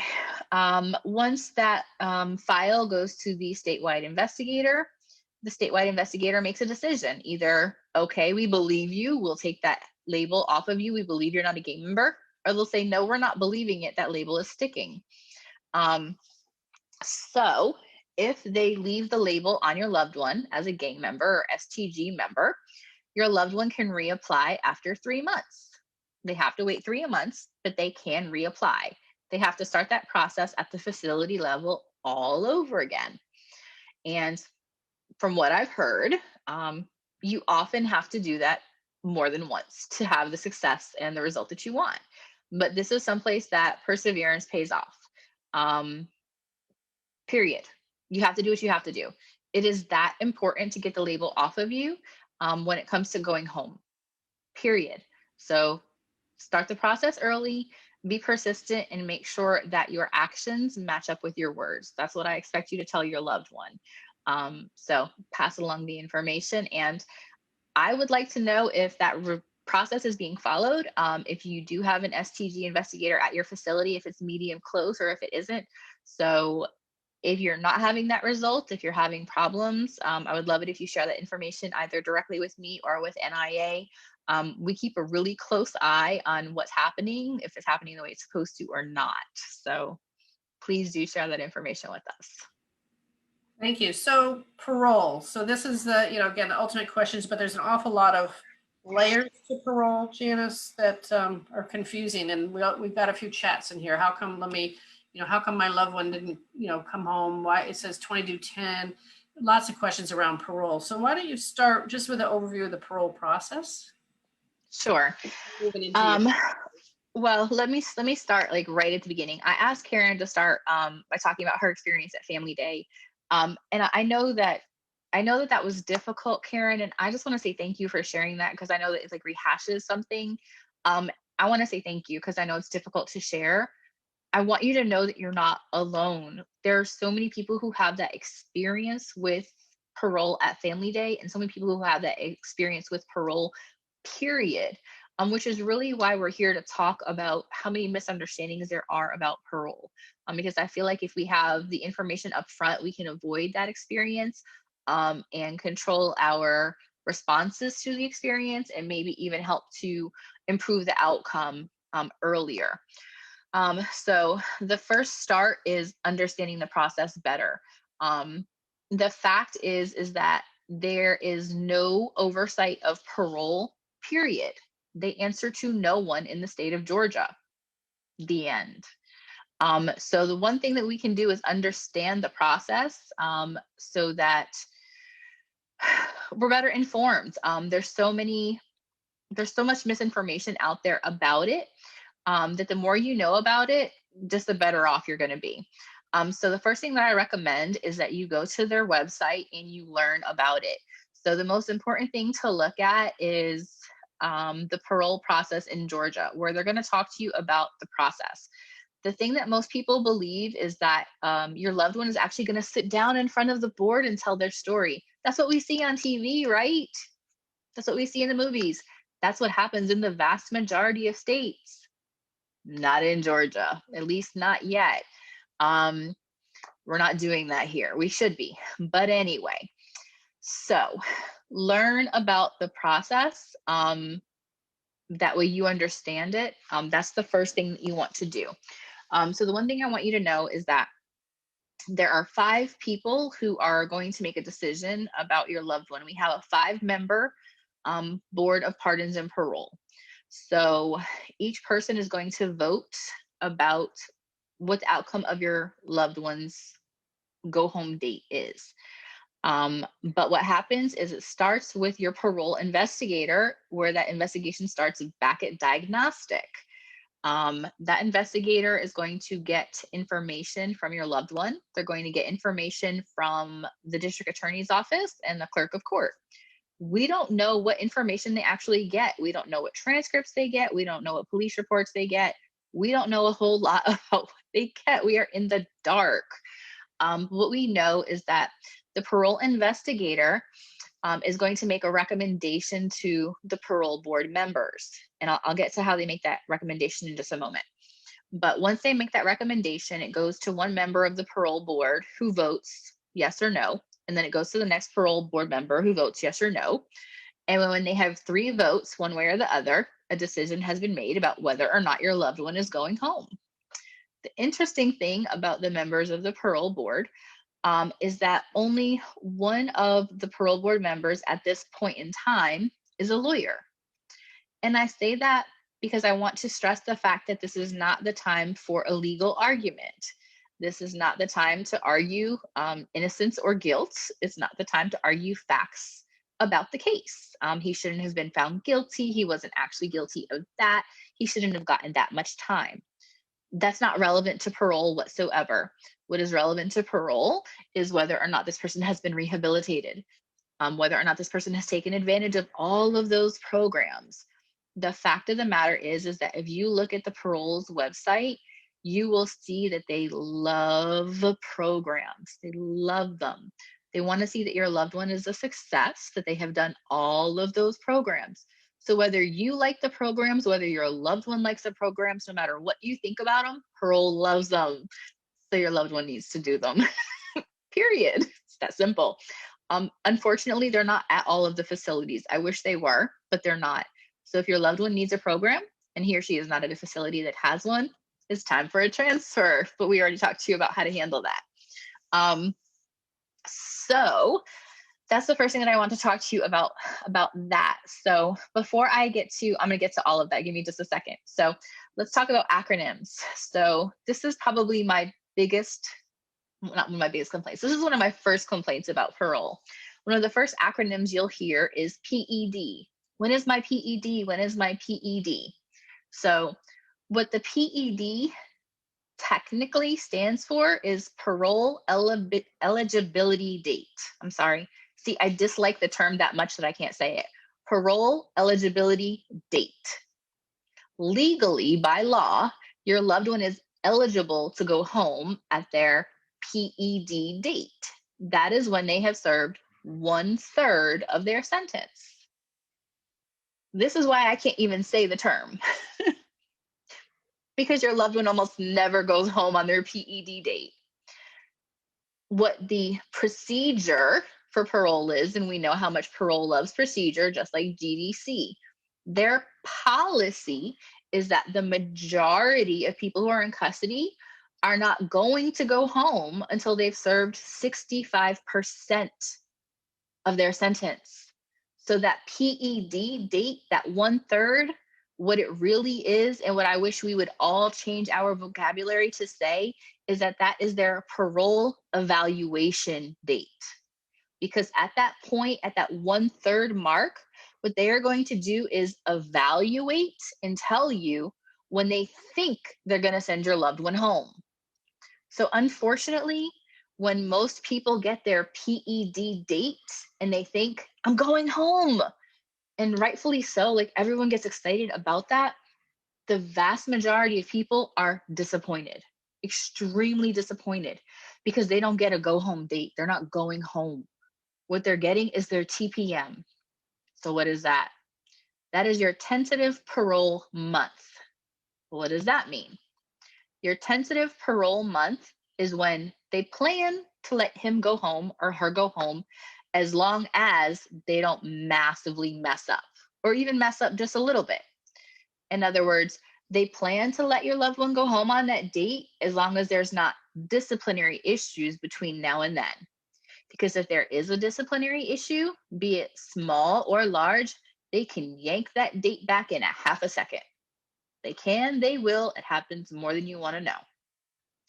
If you get a TPM of January 1st, that doesn't mean you're going home on January 1st. That means you could go home January 1st or January 31st. It could mean you don't go home till February. It is tentative. It is estimated. There's nothing definite about that. Please understand, I'm not trying to be cold or heartless when I say that. I'm giving you the facts, and I'm being blunt, because as much as I hate it, that is the reality of it. And I don't like anyone getting their hopes up. It's around that time. So those are the acronyms that are used most often when it comes to parole. Parole is the one who decides, after you've earned those PIC points through GDC, if they're actually going to give you credit for them. Like I said earlier, each PIC point equals 1 month off of your TPM. So if you get a TPM of January, each PIC point equals 1 month before that.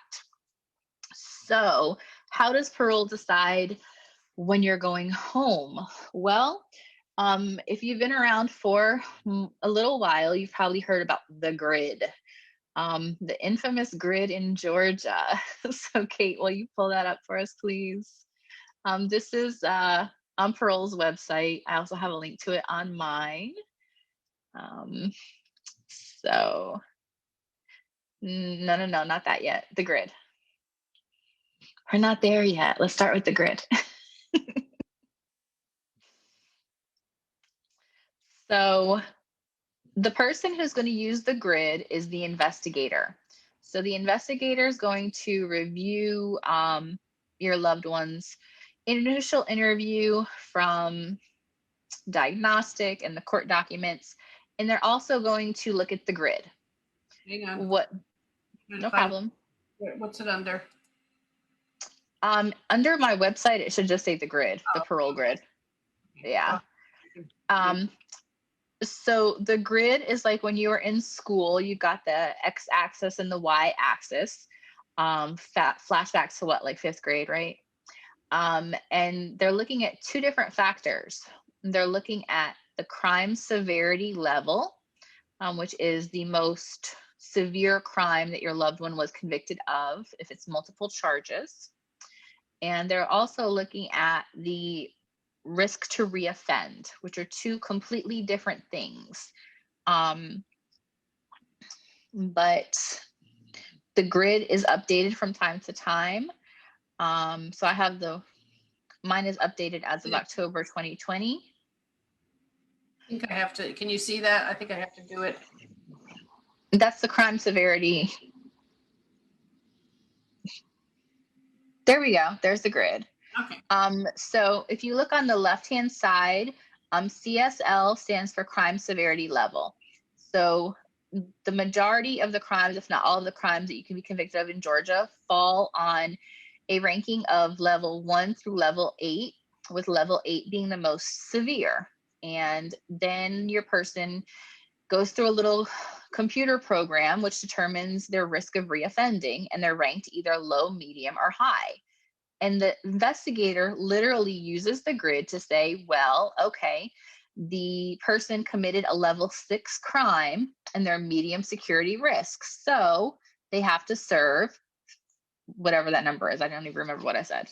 The 50% or 50 months on their sentence, according to that part of it. The majority of the people that I represent are level 8 crimes. So we're dealing with them having to serve a percentage of their sentence. So that is the grid that the parole investigator looks at to make their recommendation to the board to make the final vote. So if you'll go back and look at the severity level, the first thing you want to do is look at the most difficult or the most severe charge that your loved one was convicted of. So in other words, if your loved one was convicted of armed robbery, theft by receiving, and assault, for example, armed robbery is going to be the most severe, or thought of to be the most severe. That's a level 8. If you don't see any of the charges on this list or the most severe charge on the list, you can always email parole to ask a question. I definitely recommend communicating with parole like I recommend communicating with everyone else, which is by email. Their contact information is on their website. It's the webmaster email is general, but someone will get back to you. It'll take a couple of days. It might take a week, but someone will get back to you. And that is the best way that I recommend for you to contact parole. So if you'll go to the calculator, the risk to reoffend calculator. So this is an interesting thing that Georgia Parole uses. So you can actually access this through their website. So they're going to determine what the risk of your loved one's reoffense is. And so you can go in and answer these questions. And Kate, if you'll freeze right here real quick.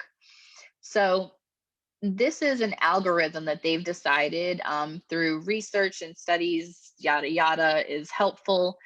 There are other studies that show that that is not completely correct, and that is actually inherently racist because they base part of this on number of prior arrests, which we know that there are issues with, which races are arrested more often than others. So when you base someone's risk to reoffend on the number of previous arrests, we can all follow the logic or lack thereof. So one of the things that I do want to highlight is that a lot of people think that what prison or what parole looks at is the number of prior convictions, and that's not what they're looking at. They're looking at number of felony arrests or number of misdemeanor arrests. So we're talking about the number of times you were arrested on those particular things, not the number of like actual charges. So for example, if you were arrested or your loved one was arrested one time for a felony, but there were 8 felony charges, that's still one felony arrest, thank goodness, right? So you can just follow that through. But you can see here that they are looking at whether or not that person has been validated or labeled as a gang member. They're also looking at whether or not that person has a disciplinary issue for violence. And they're also looking at the age of current prison admission. What I have found is that there's some place on the parole's website where you can look at the different weight that each of these things has when it goes into the calculator. And I believe that being a labeled gang member and your age at the time of admission has the strongest weight in determining your risk of reoffending, which obviously plays into where you come out on the grid for your release date. So you can enter your loved one's information into this system. You can look on the grid prior to the evaluation date, the PED date, to get an idea of what the parole decision is going to be before they even make it. when it comes to parole, I'm going to tell you what I said earlier, which is the key is to being proactive, period. From what I have seen, in the majority of cases, the decision that parole makes is to defer to the guidelines, that they are rarely going to release someone before the PED date, if ever, or release someone before the 65 or 75, 95%, unless you give them a really good reason to. So you have to convince them of a reason to do it before they're just going to make it on their own. Even if you think it's a logical decision, even if you think it makes sense, you have to convince them of that. You have to be proactive here. To get parole to change their decision after they've already made it is going to be extremely, extremely difficult. So one of the things that I do want to highlight, I'm just looking at my notes here, is just to make sure that folks do know that not all charges are parole eligible. Unfortunately, when you do have a mandatory minimum sentence, you're not eligible for parole. Even if you do get sentenced under the mandatory minimum, which we're very fortunate is now possible after 2014 law change, even if you get sentenced for less than the mandatory minimum, you're still not eligible for parole. Laws are always subject to change, and they are changing. And even if you were given a certain sentence, we are doing sentence modifications. They're happening all over the state of Georgia. So make sure your loved one knows that even if they think they're not eligible for parole, even if they're not eligible, getting disciplinary reports and getting in trouble is not going to be helpful. There might be a way for us to help them in the future, but they have to help themselves first by staying out of trouble. So what can you do to help them? Chances are, if your loved one is eligible for parole, you heard about a parole package. So what is a parole package? The truth is, in Georgia, it's whatever you make it. There is no actual parole package. It's not required. There is no such format. It's whatever you decide it is. Your loved one doesn't have to apply for parole, and you don't have to do a single thing, and either do they. Is it in your best interest to do nothing? Not if you want your loved one to come home. It's not. The first thing I do want to make sure that you do know is that you do not have to hire an attorney to represent you before parole. You don't have to hire an attorney to complete a proposal for parole or a parole package. If you do hire someone, make sure you know who you're hiring. If you're hiring a paralegal, make sure you know that. If you're hiring someone who says that they're an advocate, make sure you understand what their qualifications are. If you hire a lawyer, make sure you check their qualifications on the bar website. Make sure they are a lawyer. See if they've been reprimanded or have been suspended or had issues before. Check their reviews on sites like AVVO and get referrals from other people who have hired them for the same reason that you want to hire them for. Just make sure that you're making a good decision is my point. Make sure that when you're putting your hope in someone and your loved one's future in someone's hands, that you know who you're hiring. There are quite a few wonderful attorneys out there, but you don't have to hire an attorney. My point is that you have to be proactive. Parole says that they could start reviewing your loved one earlier than their PED date. I will tell you that in the last year, I have consistently seen them make decisions at least 90 days to 6 months in advance. So I strongly suggest that if your loved one is eligible for parole, that at least 6 months in advance, probably more like 8 to 9 months in advance, that you get your information into them. I recommend that whatever information you choose to send, that you send it in writing, that you can send it via certified mail. I don't trust the postal service for anything if it's not certified. You can also send it by email, because everything that you send to them at this point is going to be transferred to a digital file. The other thing that I want to say is that if you do choose to call them, that they are going to keep track of every phone call you make. They're going to keep track of every email that you send, as long as it's non-repetitive. In other words, the same things that I said earlier in regards to communicating with GDC, hesitating to make the phone call until you've calmed down, not sending the email until you deleted all of the well-deserved, possibly curse words, they apply to parole. Whatever you say and do, you want it to reflect well on your loved one. So make sure that you are presenting the best of yourself for your loved one. Last but not least, if you get the decision that you don't want, if parole says what you don't want to hear, they do say that you have 30 days to appeal the decision if you believe they've made a mistake. And all too often, your loved one does not get that decision from the prison until after that 30 days has expired. So if you know your loved one's PED is within the next 6 months, I strongly recommend you stalk the website that announces their TPM, which the link is on Parole's website. I have it on my website. I recommend you bookmark it on your cell phone, your tablet, whatever you have. Check it daily, because your loved one might not find out right away. In my experience, the only time that the appellate process has worked is when they have made a mistake as it relates to crime severity level or risk to reoffend.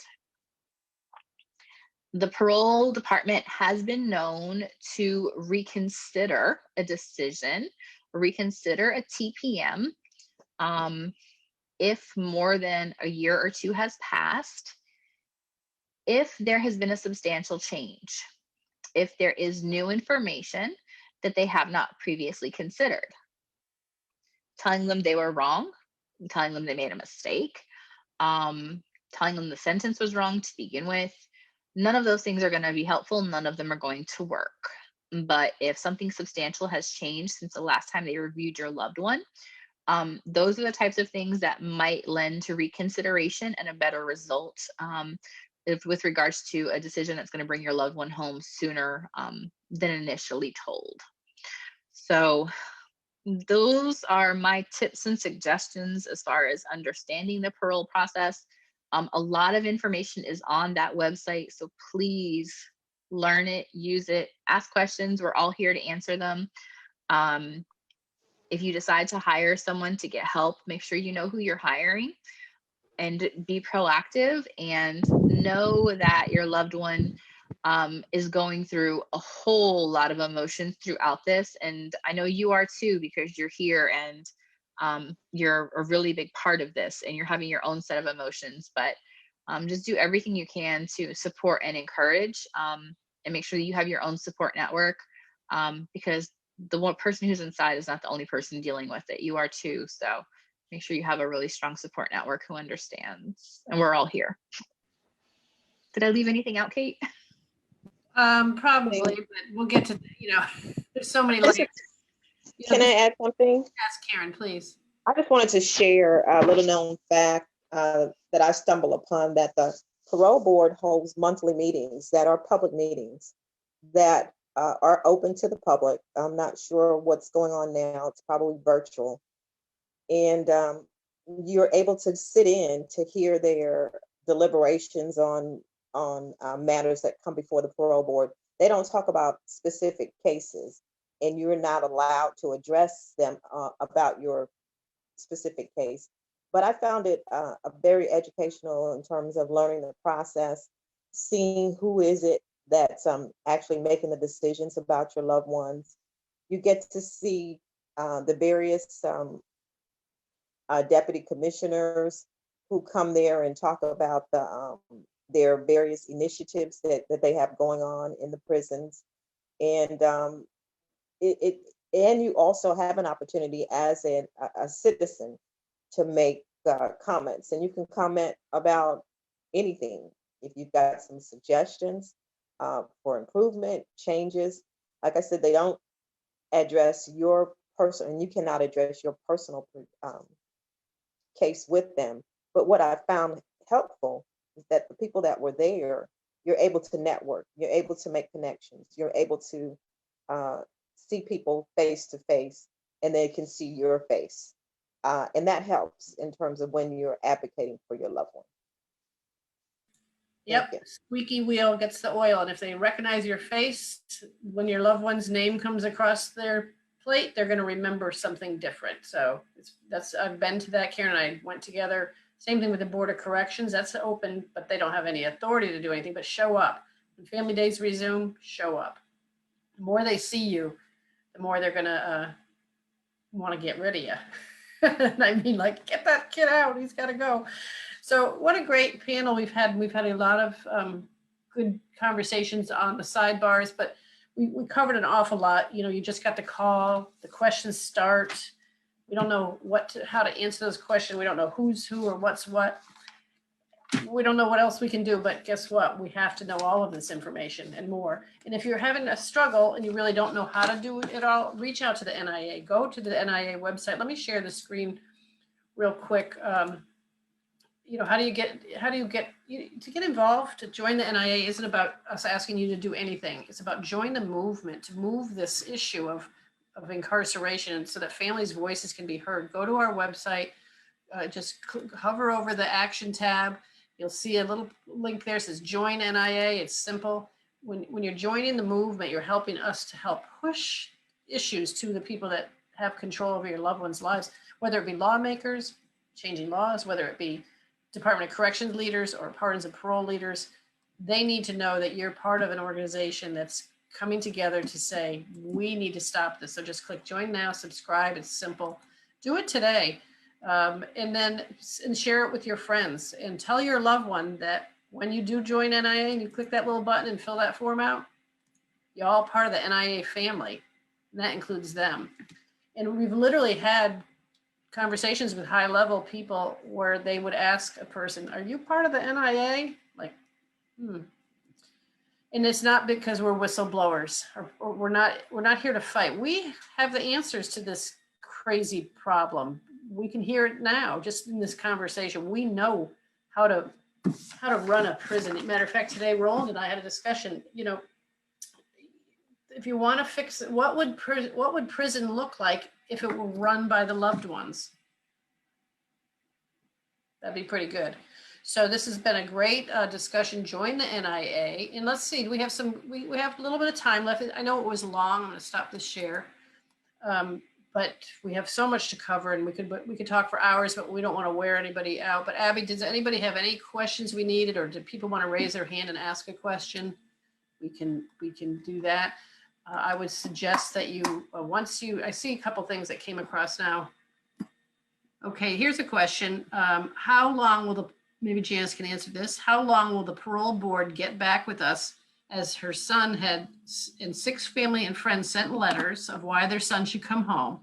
He's got his goals and his future planned out. He's been very active in the LIFE program. He has a possible parole date of 2024.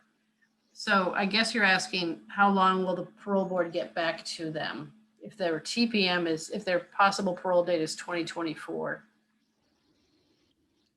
Are they asking him for the board to reconsider his release date, it sounds like?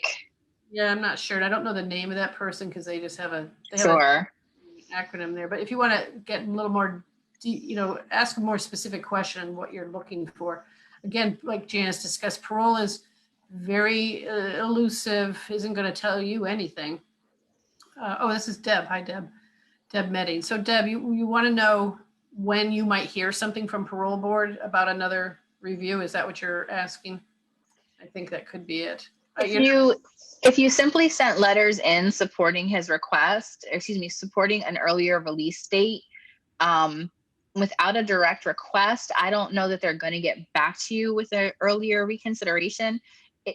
If and when they get back to you is really going to depend on how long it's been since their last decision. They're certainly not going to reconsider if it's been less than a year since his last review.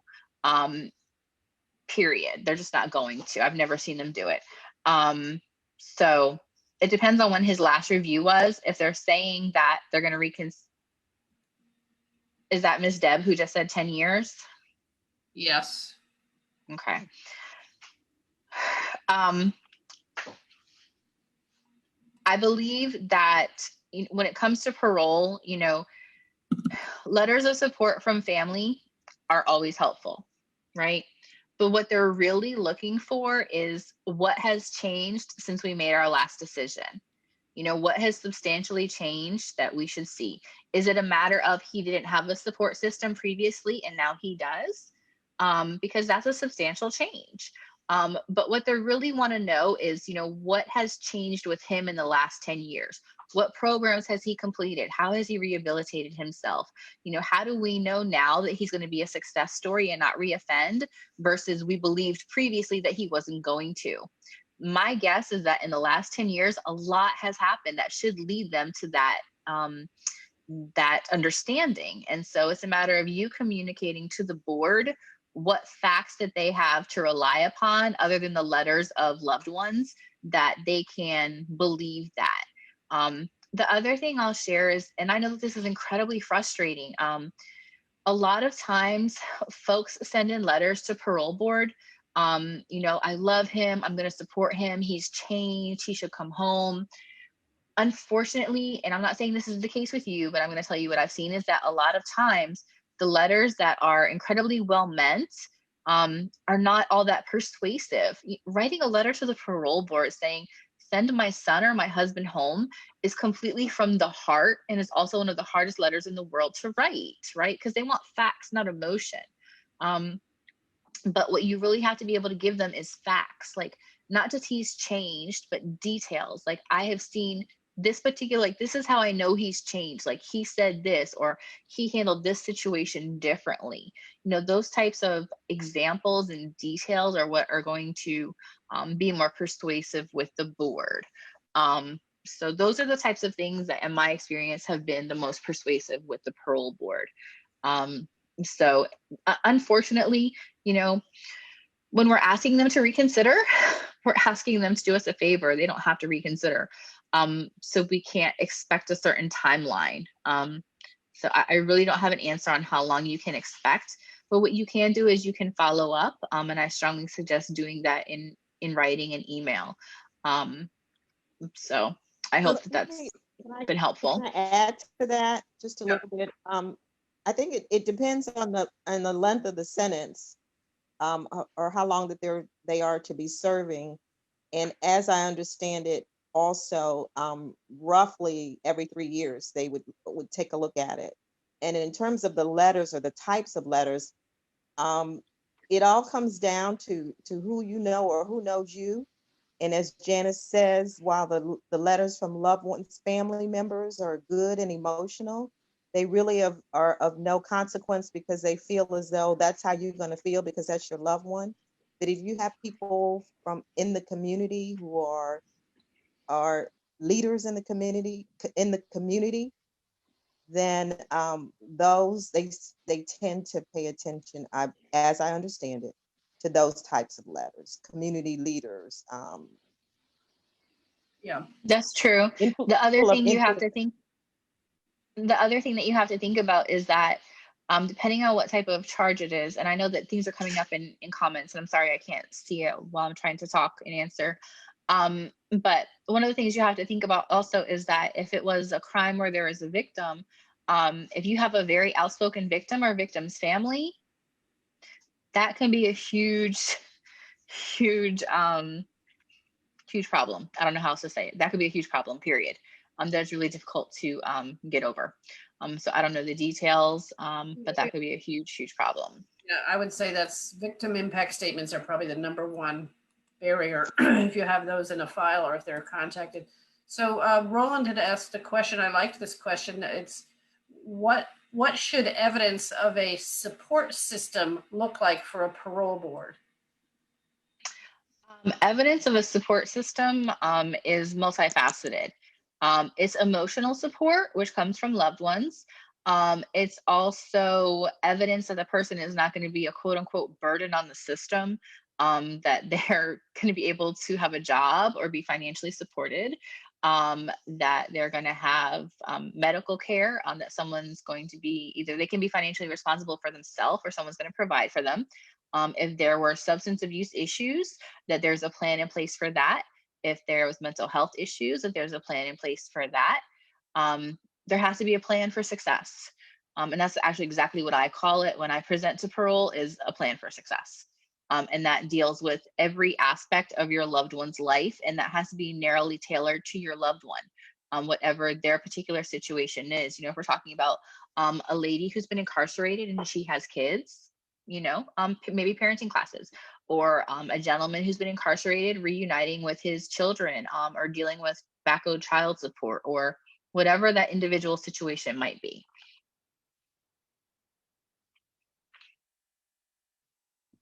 I have a question that I think Kate wanted to review. Any advice dealing with extreme victim services pushback? Again, I think we touched on that. There's just not a lot you can do other than prepare something that shows that they were rehabilitated and that they have that support system. And I was going to share a document that we've created. I wasn't prepared to do this today, so give me a minute, but there is maybe you can create this reentry plan that looks better than prison. And go ahead, Janice. I know you're ready to say Let me say a couple of things. So let me think about how to say this. So if you have a victim or a victim's family who is very outspoken, you have to respect that they have gone through an extremely traumatic experience. And I don't know how far removed they are from that experience. And it might be something that they will never, ever heal from, period. And we have to respect that. Parole does have a program that they've created. And I was just looking at it, and I emailed the director of it about 2 weeks ago, but haven't heard back yet. And I don't recall what the name of it is. But it is an opportunity for the victim or the victim's family to communicate with the defendant for yes, exactly, victim offender dialogue. Thank you. But I don't believe that someone who's incarcerated or who's been convicted can initiate that process in any way. I'm trying to clarify that, but I haven't heard back from them yet. What I'm going to say is this, right? There are no roadblocks in life. There are no dead ends. There's always another way, even if you have to create an entirely new road. That is my theory to life. Parole is not the be all end all. It is not the only option. Sometimes when you hit your head against a brick wall with parole time and time again, it's time to look for a new solution. Period. There are other solutions. That's what Roland was talking about here. Does it make sense then to try to reach out to victims and start a victim-involved restoration plan? That's another, Okay, well, I'm sorry. I have to jump in. So first things first, right? Lawyer here, have to jump in. Your loved one who's incarcerated, or you as the person out here, chances are if there was a victim of the crime, you cannot and they cannot legally reach out to that victim. You are possibly getting yourself or they're getting themselves in legal trouble and looking at new charges. So not an option whatsoever. But in mentioning the offender, the victim dialogue, I'm sorry, whatever it was called, parole is supposed to have an avenue for that. I'm not saying that it's successful or that it can be, but there's supposed to be that opportunity there. But my point is that parole doesn't always work. It's not always going to be an option, and that sometimes it's time to find another way out, literally, right? And that's when it's a good idea to start exploring other options. Parole is very much the traditional route. Habeas is very much the traditional route, and it doesn't always work. I'm able to get successful sentence modifications for people who thought there wasn't any other option when the traditional route has failed. I'm not the only attorney in Georgia doing it. There are several of us who are able to help people come home when other things have failed. So make sure that you reach out to an attorney who's successful and might be able to have a different solution for you. Reach out to NIA, start exploring other options. Don't take no for an answer. We have another question. Due to COVID, I understand cases are backed up, but are there any alternatives in place to get our loved ones' cases in court for modifications, habeas, etc.? Interestingly, I'm very happy to report that I've been able to get 2 people out since COVID started without having to go to court. So how awesome is that? Loved it. At the same time, people are hiding behind COVID. They're not even in their offices. They're extremely hard to track down. So right now the courts are starting back for grand juries. We're supposed to be starting to have jury trials back in about a month or 2. So the real courtroom process is starting back slowly but surely. So habeas will start coming back into existence in a real way in the next couple of months. As far as a sentence modification is concerned, I've been doing it. I'm sure other attorneys have been doing it too. It's a matter of pushing in a nice way, but in a way that gets results. Tenacity, people. You got to keep pushing, never let up. Take your notes, track your correspondence. Make them so tired of hearing from you, everybody, that they're going to do something about it. And they will. Things do happen. The NIA was born for this. Attorneys like Janice were born for this work. We're here to continue to grow and support all of you. I hope that you found this webinar useful. I think I even learned a few things that you just always learn in this arena. The questions never end. So if we don't have any other questions, I think we could wrap it up, and I would love to go. Sorry, one more. For Janice, in your recent experience, how much weight does oh, never mind. We already answered that. Okay, never mind. Okay. Well, I definitely have one more thing, so don't anybody go away yet. Okay. Yes, no, I knew that. So wrapping up, thank you everybody for joining. We want to, Janice has been phenomenal. We all have. So just real quick, I want everybody to say one quick, Stacy, thank you to you. Put your pretty face on here and just say bye to everybody. Hi, y'all. Take care of each other. We're here for you. Exactly. And Karen, thank you for you and your say, put your pretty Goodbye, everybody, but take care and stay positive. That's right. And Marquita hasn't had much chance to talk. Marquita, you're here for us. Yes. Thank you everyone for joining, and going back to what Janice and Kate, just stay persistent. Persistence is key. Push, push, push, and fight to get your loved one home. So that's it. Thank you. And Abby, say something before we have Janice wrap us up. Thank you everyone for joining us, and just know the NIA is always here for you. So please reach out if you feel any of your questions haven't been answered, or if you need additional help, we're always here. Yeah, and info@joinnia, it's on the website. You can reach out at any time. So Janice, let's wrap it up with something. What you got for us? Let's wrap it up.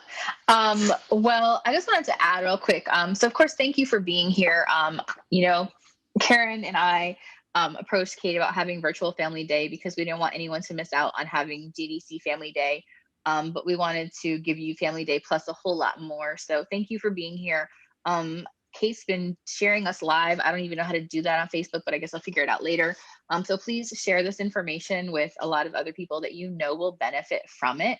But we're really, really happy you were here firsthand to ask questions and be with us. And we're going to do this again for a bunch of other topics because obviously there's a lot more to do. So thank you for being here. Don't ever give up hope, and don't take no for an answer. Don't ever give up until your loved one's home, period. And we'll help you fight the fight, and we'll help you get there. So we're here with you. And I know that your loved one appreciates you, even when they can't show you. And we appreciate you for being here. So as a token of appreciation, we are awarding a gift card from Amazon, and my investigator found the app will do it for me. So I'm going to press pick on my lovely little app here and find out who is the winner of the Amazon gift card. So do I have Caitlin Estes? Is she with us? Is she one of our attendees? She registered. Is Caitlin on? No. Wait, is that Katie? Is that Caitlin Estes by any chance? I'm here. Yay! Awesome. Well, that makes me really, really happy. Yeah, I was bothering you on Facebook the other night trying to figure out what to do about his parole. Oh, okay. Well, I'm so happy that you're here. I have your email, obviously. And I believe I can just send you that gift card by email. So I will take care of that. So let me just, let me send you a private message to make sure that I have your email. Well, Abby, you have all the emails. You sent them to me, right? Right? Yep, sorry. Okay. Well, Abby, did you get an email when I entered you into the contest from Raffleways? That's the app. For what email account? I don't know. I'll check it. I have a list of your emails, so I will send you the gift card. But I don't want to take, I'll make sure that you get it because I have your email address. So I'll make sure you get it. Thank you everyone for being here. Kate was nice enough to go to my website. It's fightingforjustice.lawyer. That has all those links. So please check it out. I'll have it there and updated for you to try to help you through the process. Great. Thank you. Great job, everybody.